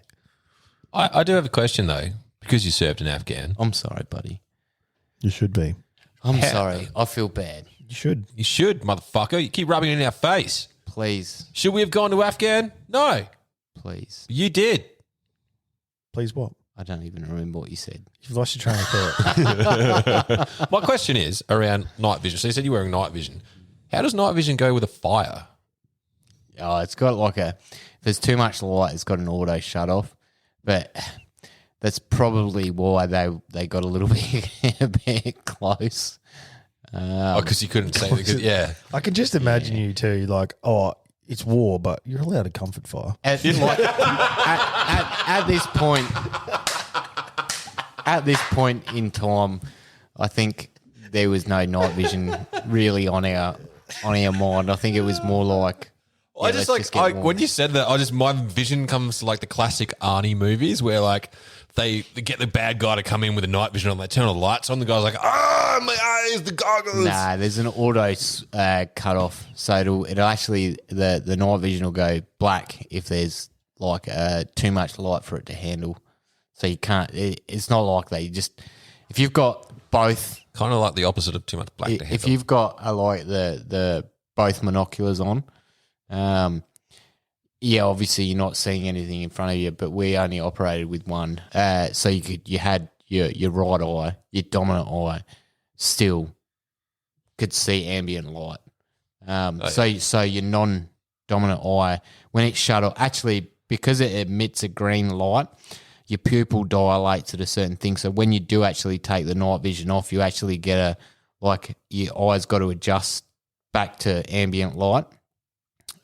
So you actually get this shade of darkness in one eye, where the other eye's right. And to be honest, out there, like when the moon's up and there's no clouds, although it had been snowing or just snowing, the ambient light was quite a lot. You could see quite far. I'd imagine the snow would reflect some light, and you'd a little bit. You can certainly tell the difference between everything with the night vision on, and with your naked eye, you could see more than enough, man. More than enough. But I mean, that's close. Like naked eye, I am naked. I mean, it's almost on par with what we're talking about. My thought was a naked and afraid. Yeah, we weren't naked, and we were startled. But you're afraid. We certainly Play the opposite game. We were certainly by ourselves. That's for sure. Alert but not alarmed. That's actually not. That's probably a good topic right there. Alert but not Look, alarmed. I was going to go to the fucking show that everyone knows, Naked and Afraid show, and actually I watched it like in my research for this week's topic. Is that because you just Googled Naked and Afraid and then it came up on YouTube? No, You're like, yep. yeah, well, Google's not YouTube. I Googled it and started reading, and then I YouTubed some clips to know what it was about because I've never seen it. And I was actually pretty surprised. In one of the episodes of Naked and Afraid, a dude named Matt he shoots a warthog with a bow and they eat it. I'm like, on what show? Like, when you look at it alone, none of those motherfuckers have shot an animal yet. No, but a dude from the seasons that I'm up to. A dude knifed a wild ox. Spoiler alert, we're not up to that. Oh, dude, sorry. Fucking hell, bro. What, in a line? Yeah, sorry. Are you for real? Crossed the line there, boys. I'm sorry. No. Tell me more, motherfucker. No, don't. I won't. But No, I think it's already season happened What now. else do you need to know? He knifed an ox Yeah, and killed it yeah, and ate it. yeah. That's a big animal to eat by yourself. Yeah, that's why he won. Oh, shit. More spoiler alert. Oh, God. Sorry. Look, I didn't think they were going to show any of that shit. And I was even more surprised that Naked and Afraid showed this clip of this Matt dude fucking shooting a warthog. Because I'm like, one, this isn't about surviving because it's been fucking just tainted with the fact that they're naked. Yeah, it's just and it's for mild titillation. Yeah, it's literally a show for let's just get a bunch of naked people together and watch them fuck or watch them fight over fucking.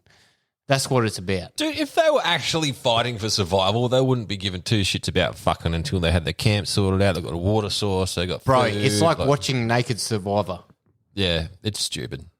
You don't see anything still. That's what I mean. Naked, it was crazy the fact that they showed. I mean, he used the tip of his broadhead Penis. to skin this or to gut this warthog. Skinless. And they showed it. And they showed him pulling the guts out and everything. And I'm like, what the fuck? What kind of a television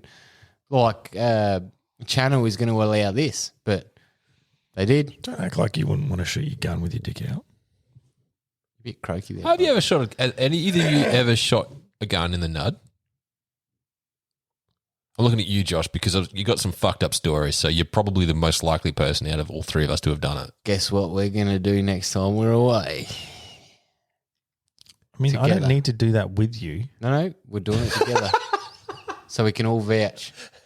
Stop being a little shy guy. It's a shootout with your wang out, bro. Fucking go to the urinal, not the fucking shitter. I'm not shy. And when I get to my topic, I'll prove that I'm not shy. Ooh, he's going to prove. He's going to whip it out. I'm not going to prove. He's going to whip it out for everybody. I'm not shy. I think we are at that moment right now, Caleb. Please whip it out. Let's roll directly into Your interpretation, I mean, not your dick. Well, I'm going to talk about literally Your being. dick. Yes, Josh. Would you like a detailed description? I've seen it. It's not impressive. Photos tell 1,000 words. Say 1,000 about the words. Did you make a PowerPoint? See, Caleb puts it right next to his shaft, like right on the balls between his balls and shaft. So Puts and what? up. Puts what next to yeah, my what shaft? The camera. Oh, Yeah, so he gets more height. I thought you were talking about a Don't gun. deny it. We've all done that. Angle of the camera. Sorry, I don't remember sending you a dick pic. Oh, No, that was it me. was a joke, you fuckwit. With a lot of detail for something that never occurred. So hang on. You're talking about you go from the base up. I've never taken a dick pic that way. Try it. I mean, to So be honest, now you know what I'm talking about. Now you know. Of course I know what you're talking about. Yeah. But why would you say interesting. that I've done that when I've never sent you one? How would you know? Oh, Do you know bro, what my dick pics because you're look a like? male. That's sent a dick pic. Ryan's never sent one from that angle. I call horse to be shit. honest, I've sent very few dick pics in my life. So it's, No, he's sent him when he's on the shitter and he's got a fucking heart on it. He does a bird's eye with his face in there as well. 'Cause he knows ain't you're no into poo chick wants to stuff. see that. actually, to be honest, I've sent you guys more pictures of my shit than I have of my dick to women. So- Never sent a dick pic. Sent and plenty me of taking a pics. shit. Shit. dick I've sent you a pics. picture of me tucking it in when I was on the shitter.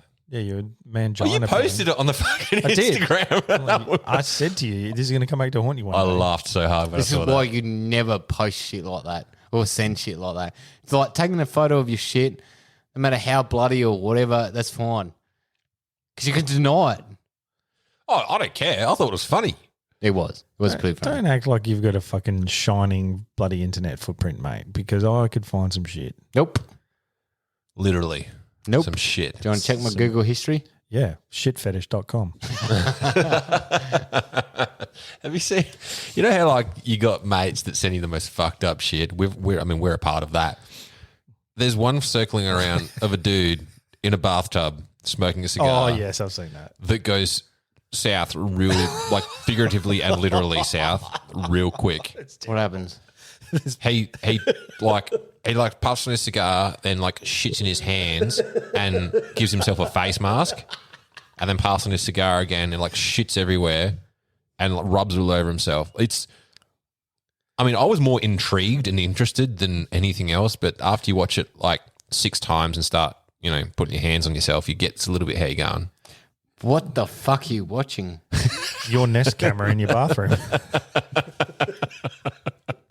What? There is some fucked up shit, man. There's one of that was sent to me a couple of years ago, and there's an old dude on a balcony, and like it just starts out innocent. They're always having a chat, and then all of a sudden he takes a squat on Glad wrap, shits in the Glad wrap, and then wraps it around his face with the shit on his face. Like just weird. What the fuck are you watching, bro? I'm not watching it voluntarily. It's like little like clips that you send each It other. goes viral and gets sent around. Yeah, it's like some who can things gross you each just other out like the most. Some things you just look at the thumbnail and be like, no, I know exactly what that is and I'm not watching. Yeah, and then sometimes they give you a thumbnail that is like tricky and then it turns into something else. You don't know until Don't you watch act it, like man. you haven't fucking watched something and then Don't it act turns like you're around not and there's a impressed. giant dick. You've been done. I You've mean- watched Two Girls, One Cup. You've But watched. I'm cautious now. Have you seen the one with that dude who puts the oh no, I think it was you, Caleb, that sent it to me. With the dude who puts the jar up his ass. Glass and the ass. Glass ass, yeah, and it shatters. And you can hear the That's the glass worst. scraping while he's moving. I still reckon that's the worst one. Never never seen That's it. like, It's terrible. it'll make I'll play it to you. your insides move Glass in ass negative ways. is terrible, man. He squats over a glass. The glass then breaks inside him. And then you see him pulling the shards of glass out and you hear them scraping around. It's like Fake. and blood comes. It's not fake. You It's can't not fake. fake that. There's no way you can fake He does this. He fucking just does this. Like, and there's cuts all over his legs as well. So I think he just does this. I'm not into it. I'm good. I didn't say I was into it. I mean, I didn't know what I was walking into. I just hit no worries. Hit that play button, baby. I've seen worse. I'm good. That one's it's hard to watch. That one. That and the one where a dude sticks like a whole knife down his Jap's eye. What the fuck? That's fucked. As in cuts it as it goes. Are we talking like a filleting knife that's sharp or something? Like a butter knife down his Jap's eye. Oh, Blunt end. Like the fat end you hold. The handle. oh, that's all right. Yeah, we spoke about this last week. Yeah. One on the sting, one on the eye. No worries. Nothing wrong with that. No, fuck no. I like that's making me cringe now just thinking about it button off. And fuck anything going in your piss hole. It's a one-way street, ladies and gentlemen. So is a lady's ass, I mean, that's One-way street. technically. So they're only supposed to shit. So you're saying anal sex isn't wrong because there shouldn't be something that goes up the opposite way. Is wrong, yes. Is wrong. Well, In the eyes of Josh? If you're looking at that Anal in the sex, piss, this is an exclusive on Sentinelese podcast. Anal sex is wrong in the eyes of Josh. Because if you're looking at it the as his same dad way taught with him, piss if you now, mix you it go, with "Oh, I can see the logic you're applying there, but I'd just like to think that there's a hole that is like 3 mil that's not supposed to take. you have that large world's tiniest Japsola, bro. 3 mil in width. Like it's little. I mean, it can expand. that is little. It is little. How small is your jab size? Yeah, how small is your dick? Actually, probably 3 mil. no. You're You've probably got a right. 3 mil I'm jab like size. I'm making the shape with my hands now. Of what 3 mil is, and I'm like, yeah, that's pretty fucking small. I mean, if you piss out of that, it's like a fucking super soaker, isn't it? Fuck, I hope you never have to Jesus, have you can go like 10 meters with that. Never get sick enough to need a catheter, Ryan, because you're going to be in for some. yeah, you're going to be pain. hurting. Yeah. They're going to have to get a Nah, child. 3 mils. 3 mils Bro, is not an accurate description. I will sit next to your bed if you got to get a catheter with 3 mils. Careful, if I piss on you, to take skin off. I'll hold your hand and fucking and breathe with you for you. Oh shit! Old 3 mil jab over here. All right, come on, Caleb, what do you got for All us? right, well, I'm going literal with my interpretation. When was I naked and afraid at the same time?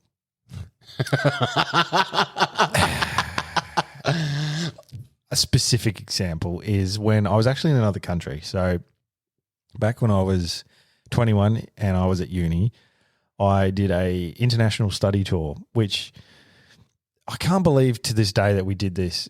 50 students went to Europe. 50 students. In one group? In one group. Fuck. 50 students. How many of them were rooting each other? Several. I'd put my number on at least 40%. And the lecturers were as well. Rooting the students or No. each other?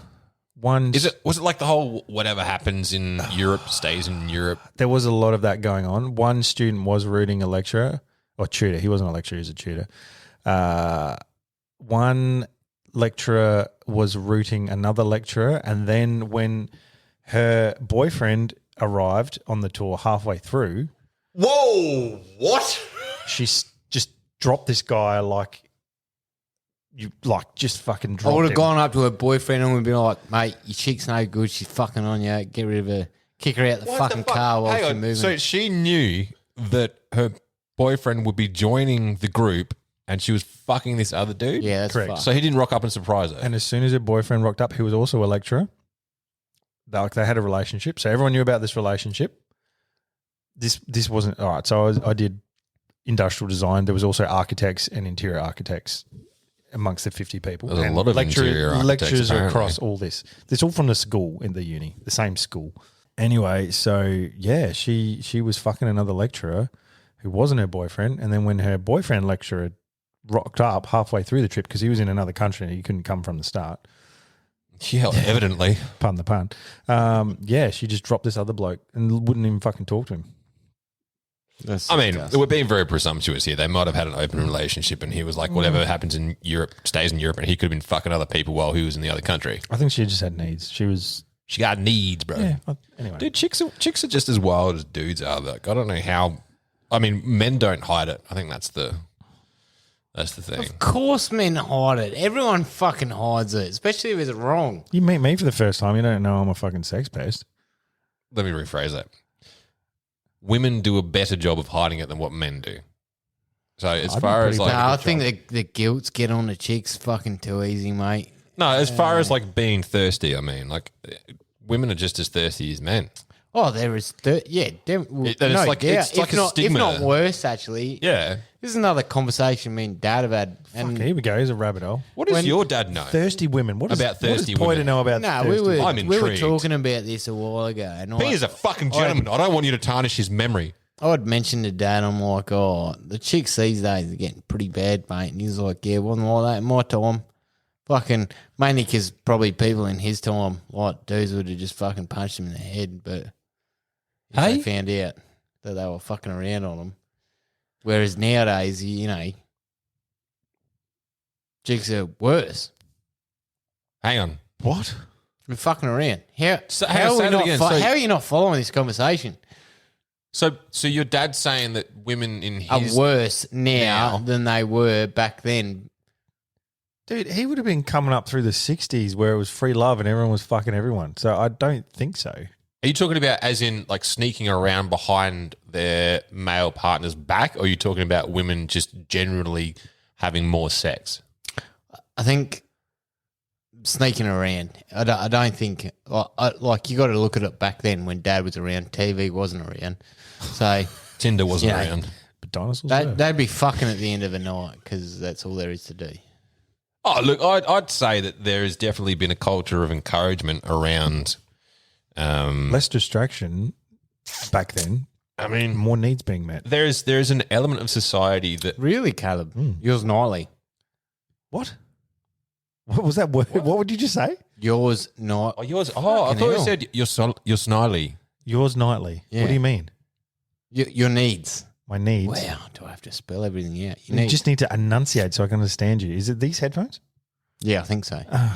Okay. Yeah, you're wearing the fucked headphones. I'm talking about back then. There were less distractions, so you actually had to talk to your person, and then That's a fair point. they were like, "Oh, this has been such a great conversation. Let's move it to the bedroom." And fuck. Versus now, everyone's just on their phone or fucking distracted. Yes, so I'm like, your needs met now. My needs are met now. Oh, are they? Yes, thank you, Josh. That's all You right. do a great job. Now, can we get back to the fucking story? Fuck, I love these conversations. Jesus crikey! All right, so Anyone want to top up? anyway, so Hell no, I'm fucking plastered, bro. yeah, you can't speak. I'm on this study tour, right? There's 50 of us, and so we first went to Italy, then we went to Denmark, all right? So on about week 3 in Italy, we were staying in a little town called Monselice in northern Italy, and probably my favorite place we stayed on the trip because it was a small town and all the locals knew who the fuck we were because there was 50 Australians in this town. It wasn't Facebook back then, so we couldn't get back home either. That's why we liked it. Do you know, it sounds like something out of Nacho Libre. Say the name of that sound again. Name of that town again. Monselice. Monselice. Sounds like cheese. Moon slice is what we all called it. Mozzarella. Because it looked like moon slice written, but it's Monselice. Anyway, that's beside the point. I'm getting to me being naked and frayed, all right? Oh, sorry. Go ahead. There was actually nothing significant to see in this town. It's just where we could get accommodation and then we'd take train rides to the significant places we were going. But anyway, it was a great little town and look, there were a lot of nights drinking on rooftops and enjoying the culture and talking to the Were locals. they in full armour? What? What? Nothing. What? That is, I don't know what. I'm going to listen back to this and go, where were you headed with that? No, you'll get it when you listen back. Okay. Hopefully someone does. Anyway, so this one particular night we were drinking at this bar and a mate of mine who's Italian who I was with, he was fortunate that he could speak Italian quite well. And he was better looking than you. Okay. You get all of the It's ladies. just a matter of opinion. Anyway, so this is not going where you think he's going. Is this I not think the same we can just story? cut to the chase here. How many penises did you touch? No, keep going. Anyway, so we're drinking at this little bar. He's talking to the bartender who was really nice. And they said, look, if you hang around out the front, we'll bring out some wine and we can all keep drinking. So after everything was shut, we were still drinking on the outside of this bar. Having a great time, talking to the locals, talking to the bartenders who all came out and had a drink as well. Anyway, back when I was a bit younger, I had a tendency to do nudie runs when I was intoxicated, and I've done nudie runs with both of you whilst went through intoxicated. a phase. Yes. We literally went for a walk. It was more like a about nudie hike. 3.6 kilometre walk naked one night, mate. That is not a nudie run. That is fucked up. And this is on a major road. And we had A lot of conversations people. with the locals at the same time. Yes. naked. Anyone who knows Adelaide and knows Northeast Road, well, there was a fair stretch of that we were running down naked. Anyway. Not running, we were walking. All right, Just having a leisurely stroll. It was New Year's Eve. We were just saying g'day to people in their front yards having barbecues. It was interesting. Anyway, so It was freeing. back to Italy. Me and another bloke decided it would be funny to go and do a nudie run. So we've just popped around the corner, stripped off, and then run back through the group of everyone in this sort of little outdoor area, made a fuss, and then we're like, all right, let's go around the block. Did you fluff yourself up? I did. Was it like, did your mate take off before you were ready and you like sort of had it in your hand trying to give it a couple of It strokes? was Italian summer. I was ready to go, all right? Not in the fucking Alps in winter. It was like a good 36 degrees. It's a very different heat in Italy than it is here. So I've run through the group with this other guy. His name's Drew. And we decided, well, we can't just stop here. Let's go around the block. So we've run around the entire block in this in this town. And then we've gone, shit, where the fuck are we? Because it's not like just a block, right? It's a lot of little laneways and shit. So initially we're like, fuck, where's this bar? Because we weren't particularly familiar with where we were.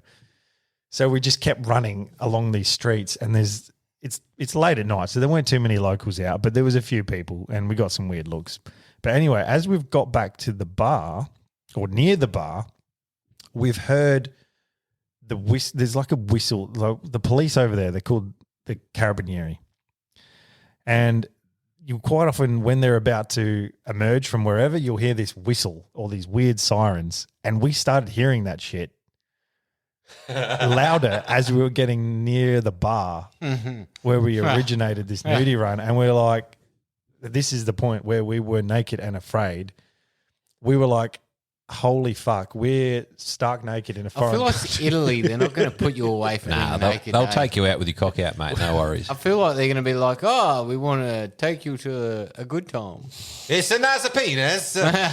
We were naked and afraid of being arrested. You make it a cheese, and we ate the cheese together. I like the salami. Oh, And what my wine is better than yours.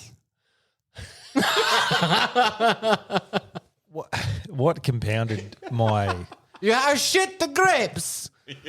Your tomatoes are shit. You put the shit on the tomato, it make it grow better. are you done? No, I'm fine. We can go into this. Are you late getting my car? Hey, what's the matter, you? Hey, you come here to the nudie run? Sorry, I have this full image. I've just run this whole video in my head of you getting chased by bobbies. For some reason, the Italian police are bobbies chasing after you in the streets of Italy. While I was packing it extra was before we actually went on the tour, my group of mates at uni had a bit of a reputation of being idiots at times and doing stupid things. So we actually got taken aside before we went on this study tour by the program director and said, under no circumstances are you to bring our course into disrepute, basically. While you're over there, this is your warning now. We will not hesitate to fucking send you back on a plane if you fuck up. Really, it's fucking uni. I feel like you could piss on the dean's leg and get away with it. Oh, no. I mean, back then, maybe. Not now. Jesus. Not now. So anyway, we're approaching this bar and we're like, holy fuck, we're going to get arrested or some shit. And as we were getting close, You're going to get arrested or you're going to get some shit? He's going to get some shit whilst he's being arrested. Well, yeah, I didn't want to get shit while I was being arrested. Anyway, so we're approaching this bar again and we have spotted the coppers, the Carabinieri, at the bar talking to people in the bar, and there's a bit of a kerfuffle going on. So we're like, thank fuck we left our clothes around the corner. So we just chucked our clothes back on, calmed down. So we went You out of left your clothes in the street. we left our clothes in like a little nook of like a lane. And my canal sounds weird to you. You're fucked. I leave clothes in the street all the time. Like we tucked them like against a building in like a laneway. So it wasn't like we left them in the middle of the street strewn around the place. Even for homeless people. Anyway, Getting so a we've good chucked their glimpse clothes of back mine. on, calmed down, and then walked calmly back into the group With cocaine. and sat down and kept drinking. And then nothing happened. So I couldn't understand Italian either. So I don't know if the whole kerfuffle was about the fact that we were naked and running around. I feel like if they were like Farfangula, you'd be in the shit. What's farfangula? Oh, I think it's fuckhead or something. I don't know. If the dude, if he's like, Mamma mia, pizza pie. Oh, good God. And then he's talking to the barmaid. And the Ah, barmaid, Luigi, get your button out. yeah, and then the barmaid's like making gestures of like smaller Wait. and smaller size gestures with her hands. Then you know she's talking about a penis. I We've learned- got to ask the question. Is Italy worth going to? I think the wink means what Josh is really trying to say is, are there hot women in Italy? Well, I'll put it this way. I'll answer your question by saying this. I only remember two phrases in Italian from while I was over there. The first one is che cazzo fare, which is what the fuck are you doing? Che cazzo fare? And the second one is grande sene, which is big tits. Yeah, That's all I remember. Grande sene. And sene is like dialect. It's not like what they call tits Linguini. in Italian in general. I believe that's pasta. Apologies to anyone who's Italian and just Yeah, do you know what? I listening think to some of the best conversations I've had have been with Italian old boys because they have zero filter and do not give a fuck. Fucking A. yeah, it's They awesome. do not care. They are the best. Yeah. They just call a spade a fucking. Sometimes they call a spade a fucking gun, but no one argues with them. No, they're great. Nah, they're good. Good culture. Good Oh, I loved it. man. family centered culture. Actually, I feel like they can get away with the English to Italian fucking ratio of language barrier here in Australia. So, you still got that old Italian culture that doesn't really know too much English, so they can be like, they know it and they can sort of use it a little bit. Oh, mate, they play up on sort it of like- as well. Oh. Play up on it Yeah, when they need to. yeah. But sorry, I don't And let's face understand. it, I would as well. Of course. Yeah. It's just like you play up on your dyslexia. but it's like I don't understand. I'm dyslexic. Yeah, exactly. Yeah, no, it's perfect. I'm talking to you. Dyslexic means you cannot read. Why? On that note, I've got to piss. And as I said to you, I'm leaving these in here now so I Do can it. shame you on the podcast. How many times? How is Here's- pissing shaming? Do you know what man? we'll do? We're fucking human beings. We got to piss. You have a small bladder. We'll You have a small dick. We'll tally the amount of times that Josh pisses in each episode, and then whoever sends us a message with the right amount, not right now because we haven't started this, but it's an idea. We should start a piss tax. Yeah, it's a piss tax. Ryan's getting drunk too. He's starting to sleep. I've smashed this whole bottle, man. I thought I bought this for all of us, and I've just been a greedy little motherfucker. Yeah, and Kale's drank the been whole like a thing. bit girlish. Not really. I mean, he's got No. he's had a couple. What do you drink? Can you just go piss? Yeah, I need to. Please. Have your codeine, have your fucking tinnitus relief, go for it. Cigarettes. Leaving that in there too, mate. Do it. You still smoke, you dirty, grotty motherfucker. I hope you listen to this. You know, it's been like a solid, I don't know, since he started smoking, I've been trying to shame him into not smoking. I think we both do. Like, although, do you know what? I used to only smoke those big cigars until we started doing this podcast, and then we would sit out the front. And then I was thinking about it the other day, like, I didn't really smoke the cigarello things, the little ones, until I had a reason to, which is to sit out the front with Josh and have a smoke and a drink and a chat. And I'm like, well, I'm like, he's just a fucking bad influence. I'm trying to be the good influence on him, but he's rubbed me the wrong way. And then I came a little. That's the thing, though. Peer pressure. Every time he quits, he gets back into it when he's around someone else who has a fag. That's true. Although, like, I'm not addicted to anything. I can just not have a smoke or a cigarette or a cigar ever again. I think that's the difference. I just don't rate it, eh? I feel like shit every time I It's try pointless. smoking. But like I like a good port or a really good scotch with a cigar, and they just pair well, really, really well. Or like a tobacco pipe with like a nice sweet tobacco in it with a coffee. Delicious. But as far as needing a nicotine hit, I don't think I fall into that category. Yeah, but then, well, at least you've got a purpose. It's just not nonsensical fucking. Yeah, that's true. I need some nicotine. I need a break. I need a stress relief. Yeah, I don't understand that. I used to smoke, but the nicotine here, I can see how that's a thing at a stress coping mechanism. I still get stressed and takes it out on people though, so I don't think it works. I was just going to say that it might be a stress mechanism, like coping mechanism, but it doesn't work. Typically, like he'll go back to it when he's. Yeah. And what, dude? Get some new sandals. What is he wearing? Those purple things? He's wearing the purple things again. the fuel coloured. What's it called? What's the colour again? He's back. Hello, Josh is back. If you could get a man who is not manly enough and turn that into a colour, that would be the colour of your sandals. And you could only be the ultimate man to pull off those colours. No. Doesn't work like that. I mean, you're wearing socks and sandals. Enough said. So you got a perm, you've got girly sandals on and socks. And I'm rocking it. Like a motherfucker. Last week you had a real feminist agenda, so I don't know what is going on. Are you transitioning? Serious question. No, it's serious. Look, we're here to support you, man. Thank you. That's all you need to know. We're here to Thank you. support. So, yep. Yeah. Anyway, It doesn't matter what your dad says, you're allowed to do it. Yeah. I am post-op. Really? No. Oh, I got excited then. I thought I could fuck you. Oh, bro, you're just not my type, man. I mean, he does have titties. I can see. Yes, you both have no chest.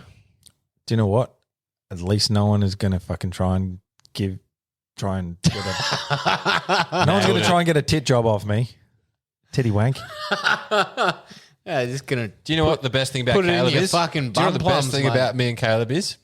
You can put a nipple on us somewhere appealing. Yeah, mate. Chuck a nipple on this belly roll. Fucking yeah.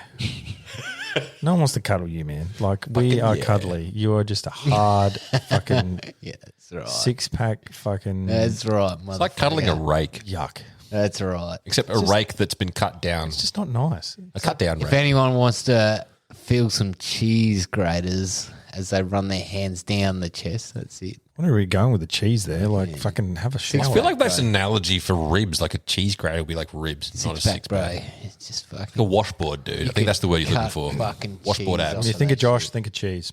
Do you wash your clothes on your abs? No. You're not even a man. Nah. Not at all. I don't wash my clothes because I'm that manly. Bitch. Oh, me too. Can you pour water on your stomach and make ice cubes? Do you know what the upside to abs is that you can have someone Probably do like boil water on your stomach, mate.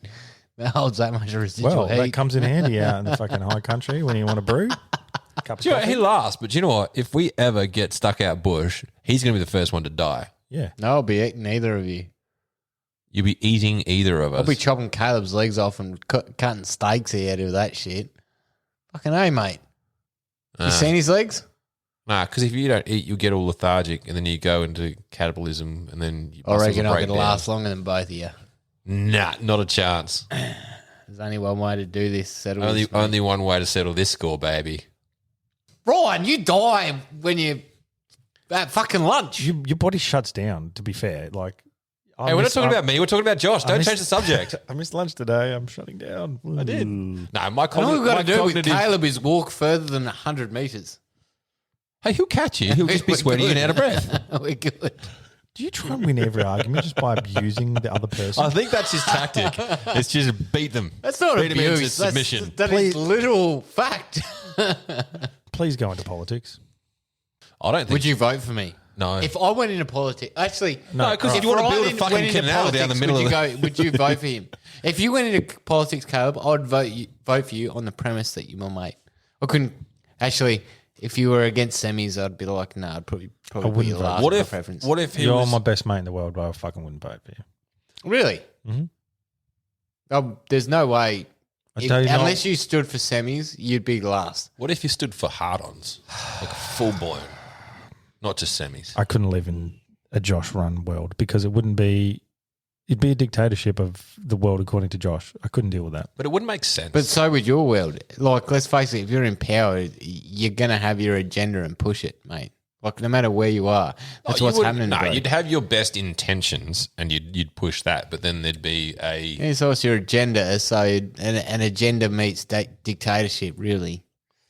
not necessarily. The only thing that stops dictatorship is the structure of politics. That's which is what we have now, which you were just complaining about. It doesn't last more than matter 4 because years. you've still got an agenda and you're still going to push it, man, if you're in power. So Not Anyway. necessarily. Like a diplomatic society has multiple agendas all being pushed at the same time. That's what diplomacy is. We've exceeded our politics quota for the evening. we have, and I'm deeply disappointed in you, Caleb. Did we waste it all on I was that going to fucking run canal? next year. Oh, so he's switched now. He's switched tactics from abuse to shame. Deeply, I'm not angry, Deeply. Caleb. I'm not angry, Caleb. Deeply. I'm disappointed in you. Guilt, shame. Deeply disappointed. All you need is a sex monster, and then you'll be right. All we Well, need. go on, Caleb. What's that movie? Like Big Mouth. You seen that? No, I don't watch. No, I don't watch shit. Oh man, I haven't watched it in a while, but it's hilarious. Have you seen Little Mouth? Me neither. Wow, best joke of the year, Josh. Can we move on to Ryan's Yes, breakdown of please. this topic, please? Because we're just going around in circles of nothing. Naked and Afraid. So, are you guys aware? Well, you probably are because the story circulating around a couple of years ago about the Sentinelese. I don't think I'm pronouncing that right. Sentinelese? Sentinelese. It's Sentinel Island, basically, which is in the Andama Island district, just outside the area near Thailand. So there's an island there. It's basically believed to be the last untouched culture, or like our last tribal culture that's been untouched by Western influence or influence of any of the modern world. I think I've seen something about this. They, like, motherfuckers die if they try and go on there. Like, they kill them or some shit. So it's been like over the last sort of 100 years, there's been attempts for not modernization, but connection from the modernization, like society that's been modernized, trying to help, I guess, in their eyes, the villages there. It's just a small island, so there's not very many people, but it's untouched. So they don't speak a dialect that most people understand. They don't have any influence from the outside world. There's still like spears, bows, and arrows. And Is that off the coast of India, and is it Indian law that no one's allowed to go there, actually? You said near Thailand, didn't you? no, it's near Thailand. Yeah, I'm not 100% sure on what legalities are and what country it falls under. But yes, you're right. There are laws that had been tried to be introduced to say that people can't go there. So it actually is illegal at the moment to go and I think interact with the island. That's actually under the Indian law. I can't remember, man. I think- I've read something about this, and I think it's under the Indian law, and you're not actually allowed to, like, via fucking the mainland's law, you're not actually allowed to even visit this. Yeah, you're not allowed to. You're allowed to. There's trips that you can take that go Close. in a boat that go close, but you're not allowed to step foot on the island. It's actually a massive preserve as well because they obviously hunt and fish and do everything. Yeah. Very old school there, and don't wear clothes, and they're just untouched tribe. Well, I believe that they're the only country left in the world, or whatever. there's a tribe few. that's left in the world that doesn't even have Western clothing. So you're having the Amazon, you still have traditional living people, but you see Western things in their culture that they've adopted now, like guns or for hunting or clothes, basic clothes. Yeah, so clothes. like shorts and a shirt or something like that. But I believe this tribe still uses their basic means of clothes, and they don't. And I I don't even know if they know of advanced way of hunting or anything like that. They do. So the tribes picked up a lot over the last 100 years or so. There's been attempts from civilizations to make contact with these people. It's illegal India. Now it is illegal, but it wasn't at the beginning.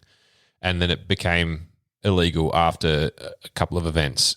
And then obviously there's people for it and people against it. So because the culture has been so secluded on this island, they don't have the immune system to be able to cope with half the diseases that the rest of the world have been exposed to. They haven't got that the development inside their system. So if someone goes there that's sick with something like the common cold and then transfers it to them, it can wipe out the whole population, essentially. So there's that argument, but then there's like these people they're stuck in the Stone Ages, essentially. Yeah, but I don't actually think they've even been like basic modern technologies have even been introduced. No, they haven't. So that's what I was getting to. So what would happen is people would try and make contact, and there's periods where over a couple of decades they'd leave gifts, in quotation, trying to make contact with these tribes where they'd leave clothes, they'd leave like iron, they'd leave bits and pieces that were modern technology at the time in terms of what general people were using for these people. And sometimes they'd be taken, other times they wouldn't. Some like the best sort of interaction that's been documented is when a boat pulled up and a couple of the tribesmen would trade coconuts for bits and pieces, but that's only happened a handful of times. And then I think it was in the 60s, two children and a couple of females were taken back to a modern society to be sort of studied, I guess, with lack of a better word, not very humane way of doing things. And then the adults died, and then the women got taken back and put back on the island. And the assumption there is that was the turning point where the islanders figured out that if anything that comes from the outside will come back and kill them. So no one actually knows 100%, but the theory is that there was disease or sickness that was spread from these kids because the kids' immune system can cope with it. Took it back, a whole bunch of people died. And then from then on, the hostility of the islanders became like quite elevated, and they wouldn't let anyone come in.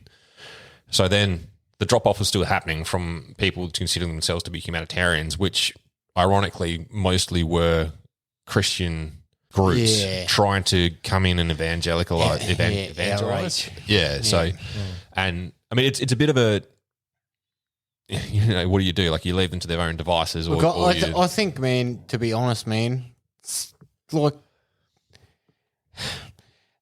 this is going to be hard because for a country to grow, they've got to fucking expand. But I think some people should just be left to their own devices, as you said, man. Well, that's the thing. And then the question I'm getting to here that I'm proposing is, do you think that they're better off being left alone? And they'll definitely fall to the wayside as the entire world progresses forward?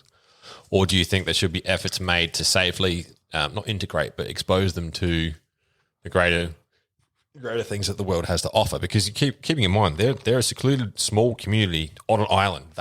Look, if they're basic and they're content and happy, man, let them do what you want. I don't think you could throw the three of us into the wild permanently with our families. Yes, we'd survive, but we'd have a hellish time of it because we're so accustomed to the basic needs of what Western civilization offers us. I think the luxuries of Western civilization. Yeah, I think Not that'd the be basic the basic needs, man. Refrigeration,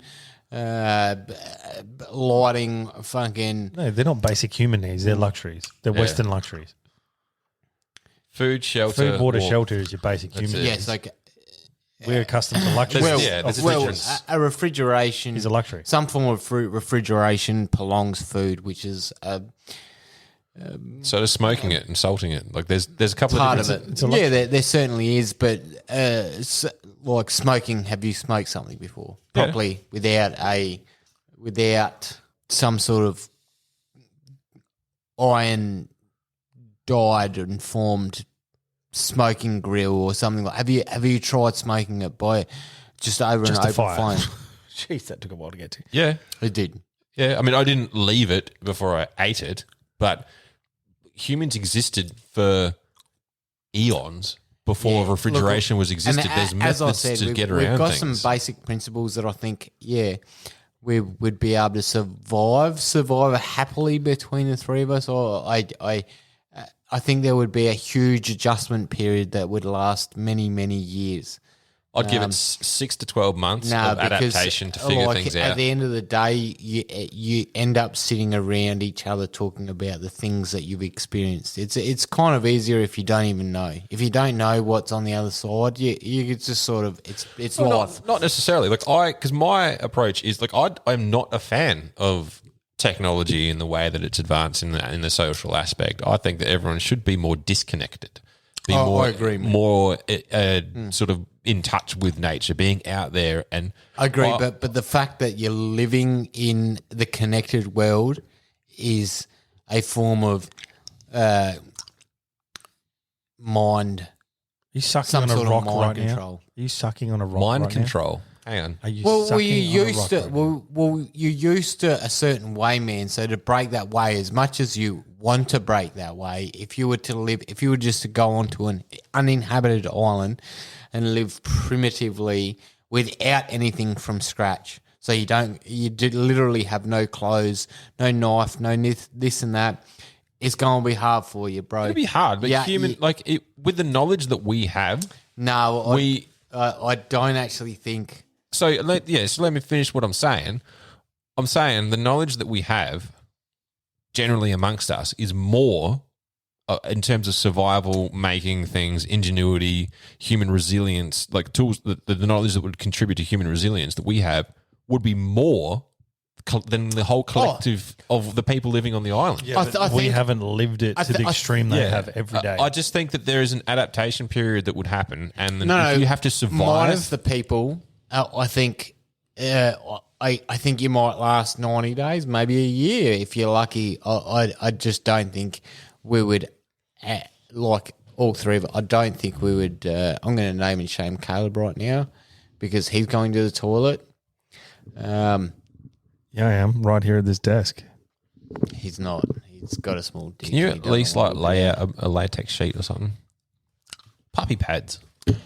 But I don't think collectively we would last because we're whether we do or not. That's we've gone down a bit of a rabbit hole here. But look, I get where you're coming from, and yes, we would last longer than that average sort of person. We wouldn't. I'm not saying put us in amongst the tribe. I'm saying if we were just in their position by ourselves, us three, no, I just don't think. I don't think we would. I think we'd become I so disagree with you there. I think that there's. I mean, I think the point that you're trying to make, it sounds like, correct me if I'm wrong here, is that because we've been living the way we have in society, that society is like the brainwashing you. Yeah, bloody hell. But it's not brainwashing. It's provided comforts. So the whole point of progression in society, everything aims to make things more easily accessible, more comfortable. Less effort is required to do. And over time, man, you lose the ability to put up with and to know how to do certain things that are required out there. And not just that, there's a social aspect of it being isolated. So I don't actually think we would survive. I don't think we'd lay down and die. I think we'd have a time limit where we would be fine collectively. Definitely. I think we would certainly probably last 12 months collectively with no outside influence after. If you can last 12 months in the wild, you can last way longer than that. Other than some freak accident happening, or I think you're thinking we last 12 months comfortably. No, I'm not saying it's going to be comfortably. No, not at months irritably and completely malnourished and uncomfortably to the point where it's not our will that breaks. It would be starvation or something like that. If you're lasting 12 months in the wild. Unless there's a freak accident of some sort that happens, which, you can't predict everything. No, if you're on that same trajectory for 12 months, you're not all of a sudden going to die. If you've made it to 12 months, you've established some sort of pattern. You've established a food source, a water source, a shelter. In 12 months, you've hit every season, and I think at some point, one of those seasons will take you. If not, it'll be some sort of insect or reptilian bite or a freak accident of some sort that would happen that'd take you, which could happen to anyone. It's not because we're stepping outside of our culture and our society. It's because there's a freak accident. You call it a freak accident, but I call it the norm outside of Western civilization, and it would be the norm. You just come across these things so often, it would be uncontrollable. To the point where, you could establish a house, establish, water, as Caleb said, establish a food supply that's seasonal, that could run out and may not be there the next year. So, I'd say 12 months, skeptically. And then you've reached that pinnacle and go, oh, fuck this, I'm just going to die. That you just missed everything I said. I don't understand if you heard me or not. But you'd reach some sort of pinnacle where it'd either be nature, it'd be nature that gets you, or climate that gets you. You just said starvation. You've got to this point where you've established your food, water, shelter. Okay, I'm not talking about 12 months on the 365 fucking days on the dot you're going to last. I don't know, you might last fucking 2 weeks. You might last fucking, I think 12 months is a rough estimate of your lifespan that you're going to get to before you crack. Before someone's going to have to come in to pull you out of that certain situation. Dude, you're not there alone. You're not there alone. There's 3 of us. Exactly.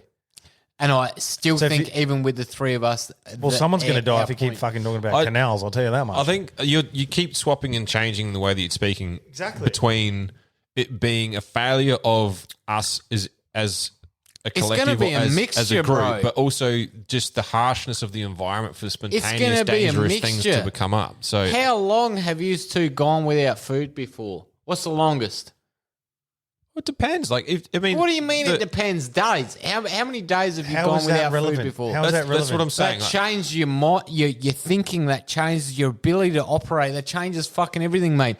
You think that fucking fruit grows on trees every fucking metre out in the bush, and it's so easy to get animals and preserve the meat and fish and this and that. It's not. And then you've got the natural elements as well of rain, wind, fire, fucking heat, fucking whatever. I think you're putting it in.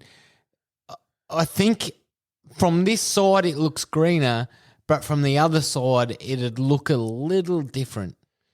From someone that's been on, not completely on the other side, but I've sort of lived a little on the other side and gone, okay, yeah, cool. Dude. Not completely. Dude. Don't get me wrong. Ridiculous argument from you.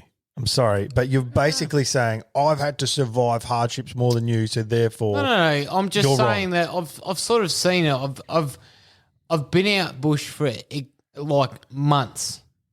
I'm not talking about we've been out for a week or 10 days and we've had a car and this and that. Did you hunt? Did you fish? Did you have to smoke? Did you have to build your own shelters? So but it's I've irrelevant. I've certainly been out to the point where I can see the fact of I've been hungry, I've been starving, I've been without water, most definitely, and shelter has been non-existent, 100%. And I can see the effects mentally and physically that these things have on you and how quickly your spirits can be broken.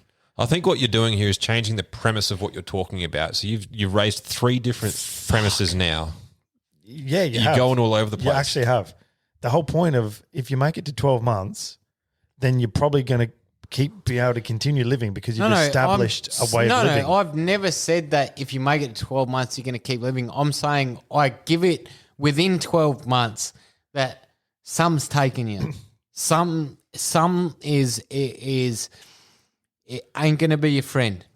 I've never once said that if you make it to 12 months, you can live.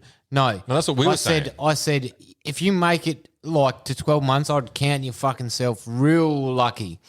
Hitting 4 seasons, being able to fucking live through that. I don't think that we would last that long. I think we would be very lucky if we did. Yes, we have the 3 of us, which can certainly help and certainly boost our chances, but I just think that maybe at least one of us would probably perish.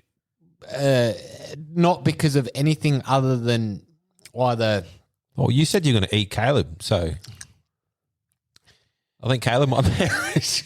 You can say it. Well, you can make whatever it is, but and make light. I would disagree with This is you. Man. actually very confusing. It is confusing. You're jumping all over the place. You are actually. It's actually fucking confusing, I haven't once, man. dude. You've been very unclear. You need when you listen to this, you'll see it again because I said I think 12 months would be the max. We'd either all be dead in 12 months or I don't think we're going to last 12 months. Why? Man. The clarity is why you think it'd be 12 Well, months. I've told you, it's the elements, food is fucking health.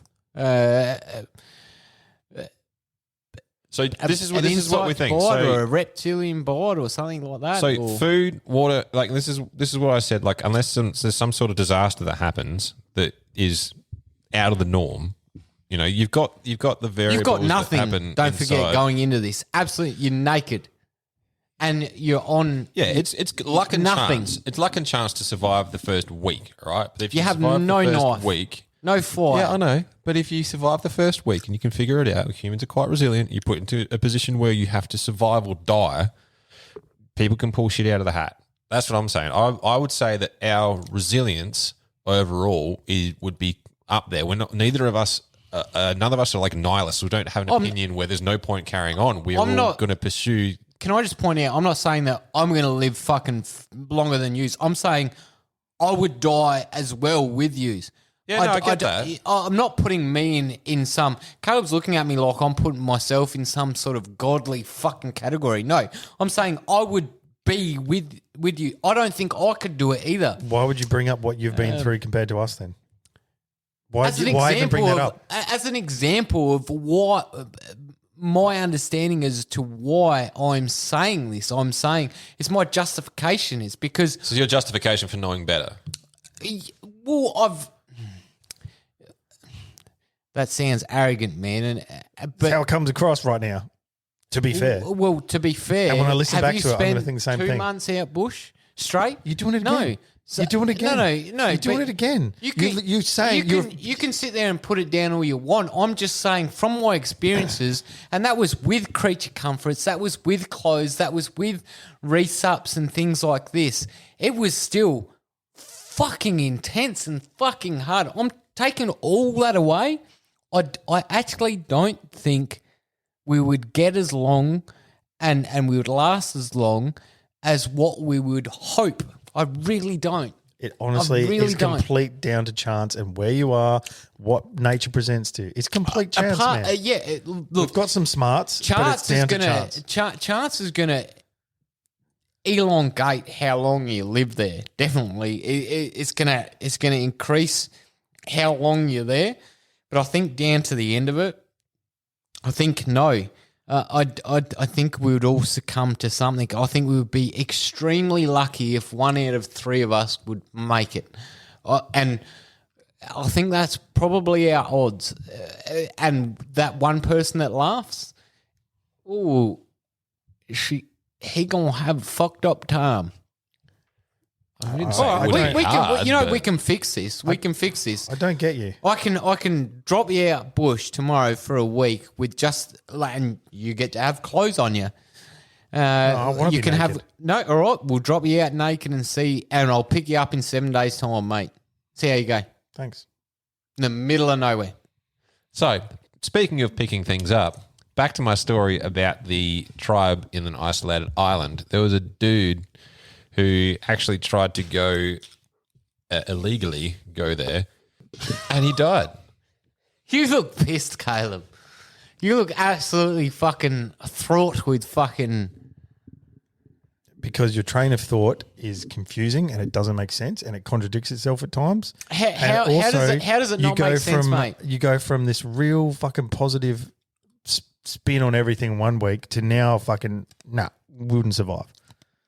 It's I'm riding an up and a downer with you. I'm being literal in this sense, especially from what I know. And I'm not talking about watching shows or anything like that. I'm just simply talking about experience and seeing with the creature comforts. And look, I would love to sit here. I would love to sit here and be like, yeah, I'd last. I'd last fucking forever. I'd just keep living. Josh last week would have said that. But Josh this week is on a fucking downer. Nah, I most definitely wouldn't have said that last week, and I would have maybe jokingly fucking made a remark, but no, I certainly, coming to think of it, I don't really think that we would. The variables are just too uncontrollable. I would say That attitude, well, I think we were going to die in 2 weeks. Yeah, you don't. I'd say not with that attitude. But do you know what? I'd also say that comparisons are way off. We don't actually know the answer. We have our own beliefs in probability. You can say, yep, no, you don't think you will. We'll say, okay, well, we think we will, and then question it. But if we're not going to come around to any sort of common ground here, we should probably stop talking about it. Let's move on then. No, this is the part about what makes some of the podcasts is the fact that we can all fucking, say our piece. But yeah, we can fix this. We can simply fix this. If you're a bit shy, which I'm sure one of us is, we can wear jocks, but we can all just wear jocks and walk out into the bush and try and live for fucking 7 days, 2 weeks, and see where we go at. Well, that's not a comparison. That's not that hard to do. If you want to fix this, we can do it. We can see what's what. Well, not see really, how you go. There's a lot of variables. We can. No. There is no variables. This is what we were talking about before, being dumped in the middle of nowhere and fucking making it 12 months. If you can't make it fucking 7 days, you ain't making it 12 months. No, we said if you can make it past the first week and then the first 6 months. And okay, so let's go do that. The longer you last, the more your chances are. Well, let's go do it. Let's go spend 2 weeks in the bush with just our jocks on. Then one of the variables we talked about was luck, which is what Caleb brought up about whether if you get dropped, or not get dropped, but if you find yourself stranded where the food source is pretty easily accessible, it's fresh. There's freshwater streams with trout in it. Where's that? This is what we're saying. Like it depends on It's in the middle of Australia when your canal is built. Oh, it would be certainly easier to live if that canal was built there. That salmon's got a fair stretch upstream. That's a long stream to go up. You kind of you've sort of got a mute argument here, and you got your sort of like your eyes on where you're like, you've got some validity to your argument. But well, if you don't agree with me, take 2 weeks off. Let's get in our fucking jocks and let's go bush and see. Your argument can't be, all right, well, let's fucking do it, man. Well, Han, this is the experiment to prove. You don't need to prove that you're right. You can just go, okay, no worries, man. You disagree with me. That's cool. No, I would like to do it with you because I'd like to see I don't want to do that as well how long I last, mate. You just want to see, or at least the outline. There's like shadow line. Oh, hang on. We need clarity here. Are we talking about boxers or briefs? Naked. Right, we can go full naked. Right, would you do it? 2 weeks naked. We'll just get someone to pick a spot that has some fresh water and some food, and we go there as a threesome, and we try and survive for 14 days, mate. As long as I get to be Big Spoon. Let's do it. I'm pretty sure we'd survive 2 weeks with all those things. Really? I mean, not if you keep fucking arguing the way you are. Really? All right, let's do it, mate. Let's do it. 2 weeks straight. Have you been drinking Bundy tonight? What the fuck is wrong with you? Let's do it. What the fuck, I think there's a little bit of Bundy in this so cup. much aggression. Let's do it. No, let's do it. You want to figure out if I'm wrong or not? Let's do it. 2 weeks. Let's do it. It's only 2 weeks. So Sure thing. How do you figure out where you're going to get dropped, though? Where are we going? No, we get someone to simply work out a bit. We'll talk to Richie or someone, work out where's got fresh water so we don't die from fresh water, where's got fucking some sort of fucking food source at that time of year. So we're on a high already. We've got food and water. Let's go do it. No knives, no nothing. Naked. No shoes. No nothing. Let's do it. Let's do it, bro. I don't know. You want to go beach or inland? You choose. Beach or inland? A registered weapon. I don't want to leave it at home. Beach or inland? You pick, man. No, you pick. No. You it's pick. your bag. You do it. You pick. Let's do it. You've got a point to prove, so you pick. No. Let's do it. All right. ND. No, can someone just say beach or inland? No. We're wrapping you up because you've reached a point in the evening where there's just no arguing with you. I'm on your side. I would like to live fucking Now you're on longer. my side. Dude, I cannot actually handle the fucking ups and downs of you tonight. No, I would like to live longer. I'm just thinking practically. It's like, I'm your best mate. No, you're a cunt. Fucking, yep, now we can survive forever. No, now we're all going to die. What he's doing is covering up nonsensical comments with a smile. The world according to Josh. Oh, you should write a book, The World According to Josh. Actually, no, he needs a ghostwriter for that. No, he should write it in his own words. Then it would be illegible. That wasn't what I was getting at with that. I was saying there's some interesting theories that he's coming up with that would be intriguing to He's read on a about. fast track to being his old man, actually. He really is. Wow. He is. Actually, that whole bit for the last 37 minutes was very much like your If old you man. want an so insight if- into where he's headed, look at what his old man please. posts on Facebook. Please, Instagram and those people in fucking goddamn podcast land, if you want to see That's the us. three of us like go out bush for 14 days Naked. and Josh. see how we come back, please let's rehash this conversation. Well, I'm going to come Let's back with a spark it up tan and some more see Cheetos in how my belly. everyone's perspective changes. So if you want to do that, put it like give us fucking some comments, give us some fucking criticism, and make us do it. Just force our hand to do it. I mean, what so- is the failure here? Like, we would die because you're saying that we would die No, anyway. I want is to it just- live, bro. I is it want to just live. so that we experience what it's like because you think we don't understand the hardship? No, I just want to live, bro. I want to live with you three. I don't fuckers understand in the why we middle would of the do this wilderness. experiment. I'm going to get bonus points and take your anal virginity while we're out there. Oh, See how that goes do for you, mate. Let's do a 2-for-1 in the same hole. Let's I'm going to stretch Look, you out and let's- fucking create a water source. do it. I'm going to find a puffer. Can we go coastal? I'll get a puffer fish. Let's get a canal going from the Get a fucking stick. I'll get some from of the that mouth poison. to the bunghole, I'll give you mate. just enough so that you're like incapacitated enough. Let's do it. That's fine. So we're going coastal. Yeah, we've got to go coastal. Coastal? All right. Not much fresh water around coastal, but all right, let's do it.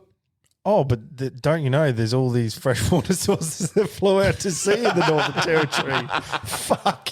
Anyway, I'm not opening that fucking rabbit hole. We again. definitely need to find a It's canal. closed. It's They closed. have rain, bro. It's closed. We don't have come rain on. here. It's closed. We live in a move desert. along. Move along. ND, what do we got? It's time to move on to ND.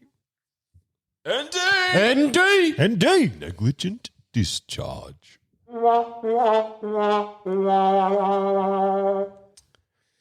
All right, well, I'll keep it brief. So this one happened today while I was working. Ooh. So Whilst you're out bush, naked and afraid for 14 days. keep it relevant. I just said Simple, I was yes, working. Yes or no? No, Suffice. I was Thank you. working. Thank you. I can't handle your up and downs, bro. Working for the man. Get going. Can you stop copying my argument? All right. Yeah, so it happened today while I was working. I work with my brother. Anyway, so Chad. we're doing a job. Shut up. Fuck up. We're doing a job which required Kyle. us to get on a roof. So he got up on the roof first, and then I got up on the roof second, and he's just like, bro. He's like, don't look behind you. I'm like, what do you mean? What's happened? He goes, I'll tell you afterwards. And of course, as soon as he said, don't look behind you, I look behind me. So when I look behind me, looking into the neighbour's yard, there was a man standing in his pajama pants, naked from the waist up, just in his backyard. fine. Strangely, all right? Weird. Anyway, so we moved along the roof. What sort of pajamas? Was there a pattern? stripes? Grey and white stripes, if you want specific I don't wear a stripes. stripy shirt at home pajamas. either, so I know Ryan's storing this in his wank bank. I but just need details, man. All right. I'm all about the details. That's grey, what the devil is when I touch predominantly myself. grey with a white stripe, drawstrings, age. mid-50s, pot belly, skinny. Was it a lots of knot or Caucasian. like a shoelace knot on his drawstring? No, they were not untied. Grey hair, Yeah, they were. no shoes. He likes to hang loose. He was in his backyard. All right. Anyway, I said, bro, what's the problem? He goes, well, when I got up the ladder and looked into the backyard, this guy had his pants down.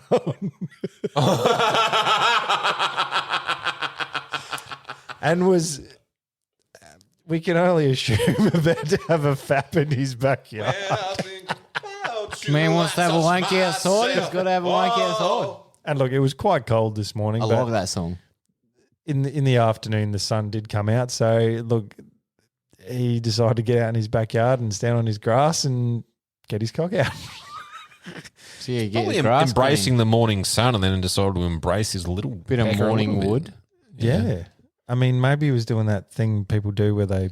You're going to have to get accustomed to this, mate, because we're going to spend like 14 days out bush. So you're going to have to wake up outside in nature with a fucking heart on. I was going to say, you getting accustomed to penises or being accustomed to someone having jerking off in PJs? Bit of morning wood, mate. I've been naked before. Bit of morning wood In the I sun. haven't. with the three of us, with no help, no Western fucking footprint. Well, I don't know. last, If you find a tree with the right, sort of looking knot on it, you can get pretty imaginative.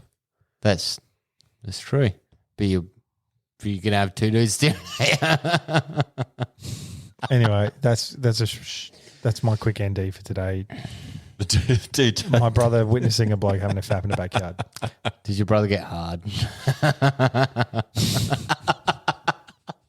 Because that would be the disturbing part. was he going hard or He was hardly disturbed, and he actually he was quite shocked by it. He didn't want to talk about it because I was asking him for more and more detail, and he's just like, I just don't want to think about it. I don't want to think about it. So he was freaked out.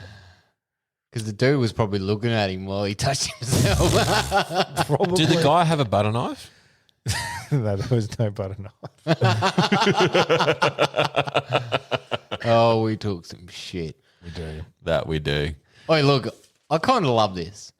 Because, Do you know? I find it quite frustrating at times. I find you frustrating at times. I'm sure we find each other frustrating at times, mate. I'm a fucking delight.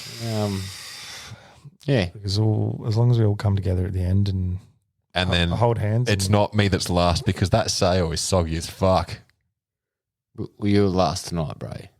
How did it taste? Like porridge? I came before you guys got here. Oh, I was here before. I was in your house before you got here. Yeah. You didn't even see me do Well, it. you're not contributing to the soggy sail, are you? Fucking.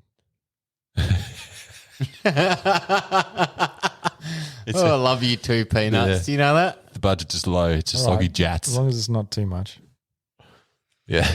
Nah, you'd be my favourite fuckers. Oh, wow. Again, just can you be clear with your words?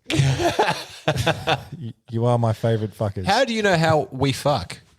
Is the question. Oh, I've imagined both of you, and it's terrible. Who's the giver and who's the receiver? Nah, you're my two favourite dudes, though. Oh, fuck. Oh, we're all best friends. Shut up. Let's wrap Let's wrap this thing up. Yeah. Thank you, ladies and gentlemen, once again for putting up with 2.5 hours of our complete and utter fucking nonsense. We appreciate you. Holy shit, it has been 2.5 hours. Yeah, It has been an hour of 2.5 that is hours. you trying to fucking convince us to build a canal. If we Oi, edit out all right. the screaming at each other, it's probably around 45 minutes. Build a fucking canal, bitches! Hit us up on the Instagrams, Facebook. You know where we're at. Send us a comment. Let us know who you want us to have on our podcast. We're doing a guest list at the moment. Hit us up for next season. Even if it is yourself, let us know.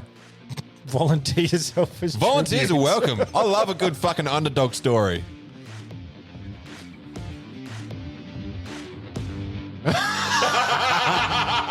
Yeah, we just all made eye contact.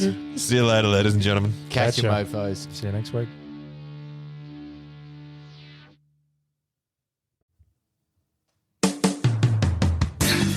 G'day, dude and dudettes. Josh here. Do you find it hard to keep your long, hard barrels free from gun STDs? Maybe you need a clean out of your bore. If this is you, jump on over to highcaliber.com.au and use the promo code SENDITMATE to receive a 10% discount on all your gun cleaning needs. And remember, it's sexy to support Australian-made products. Everyone here at Send It Mate uses high caliber, and we can promise you that it'll keep your firearms free from those pesky gun STDs.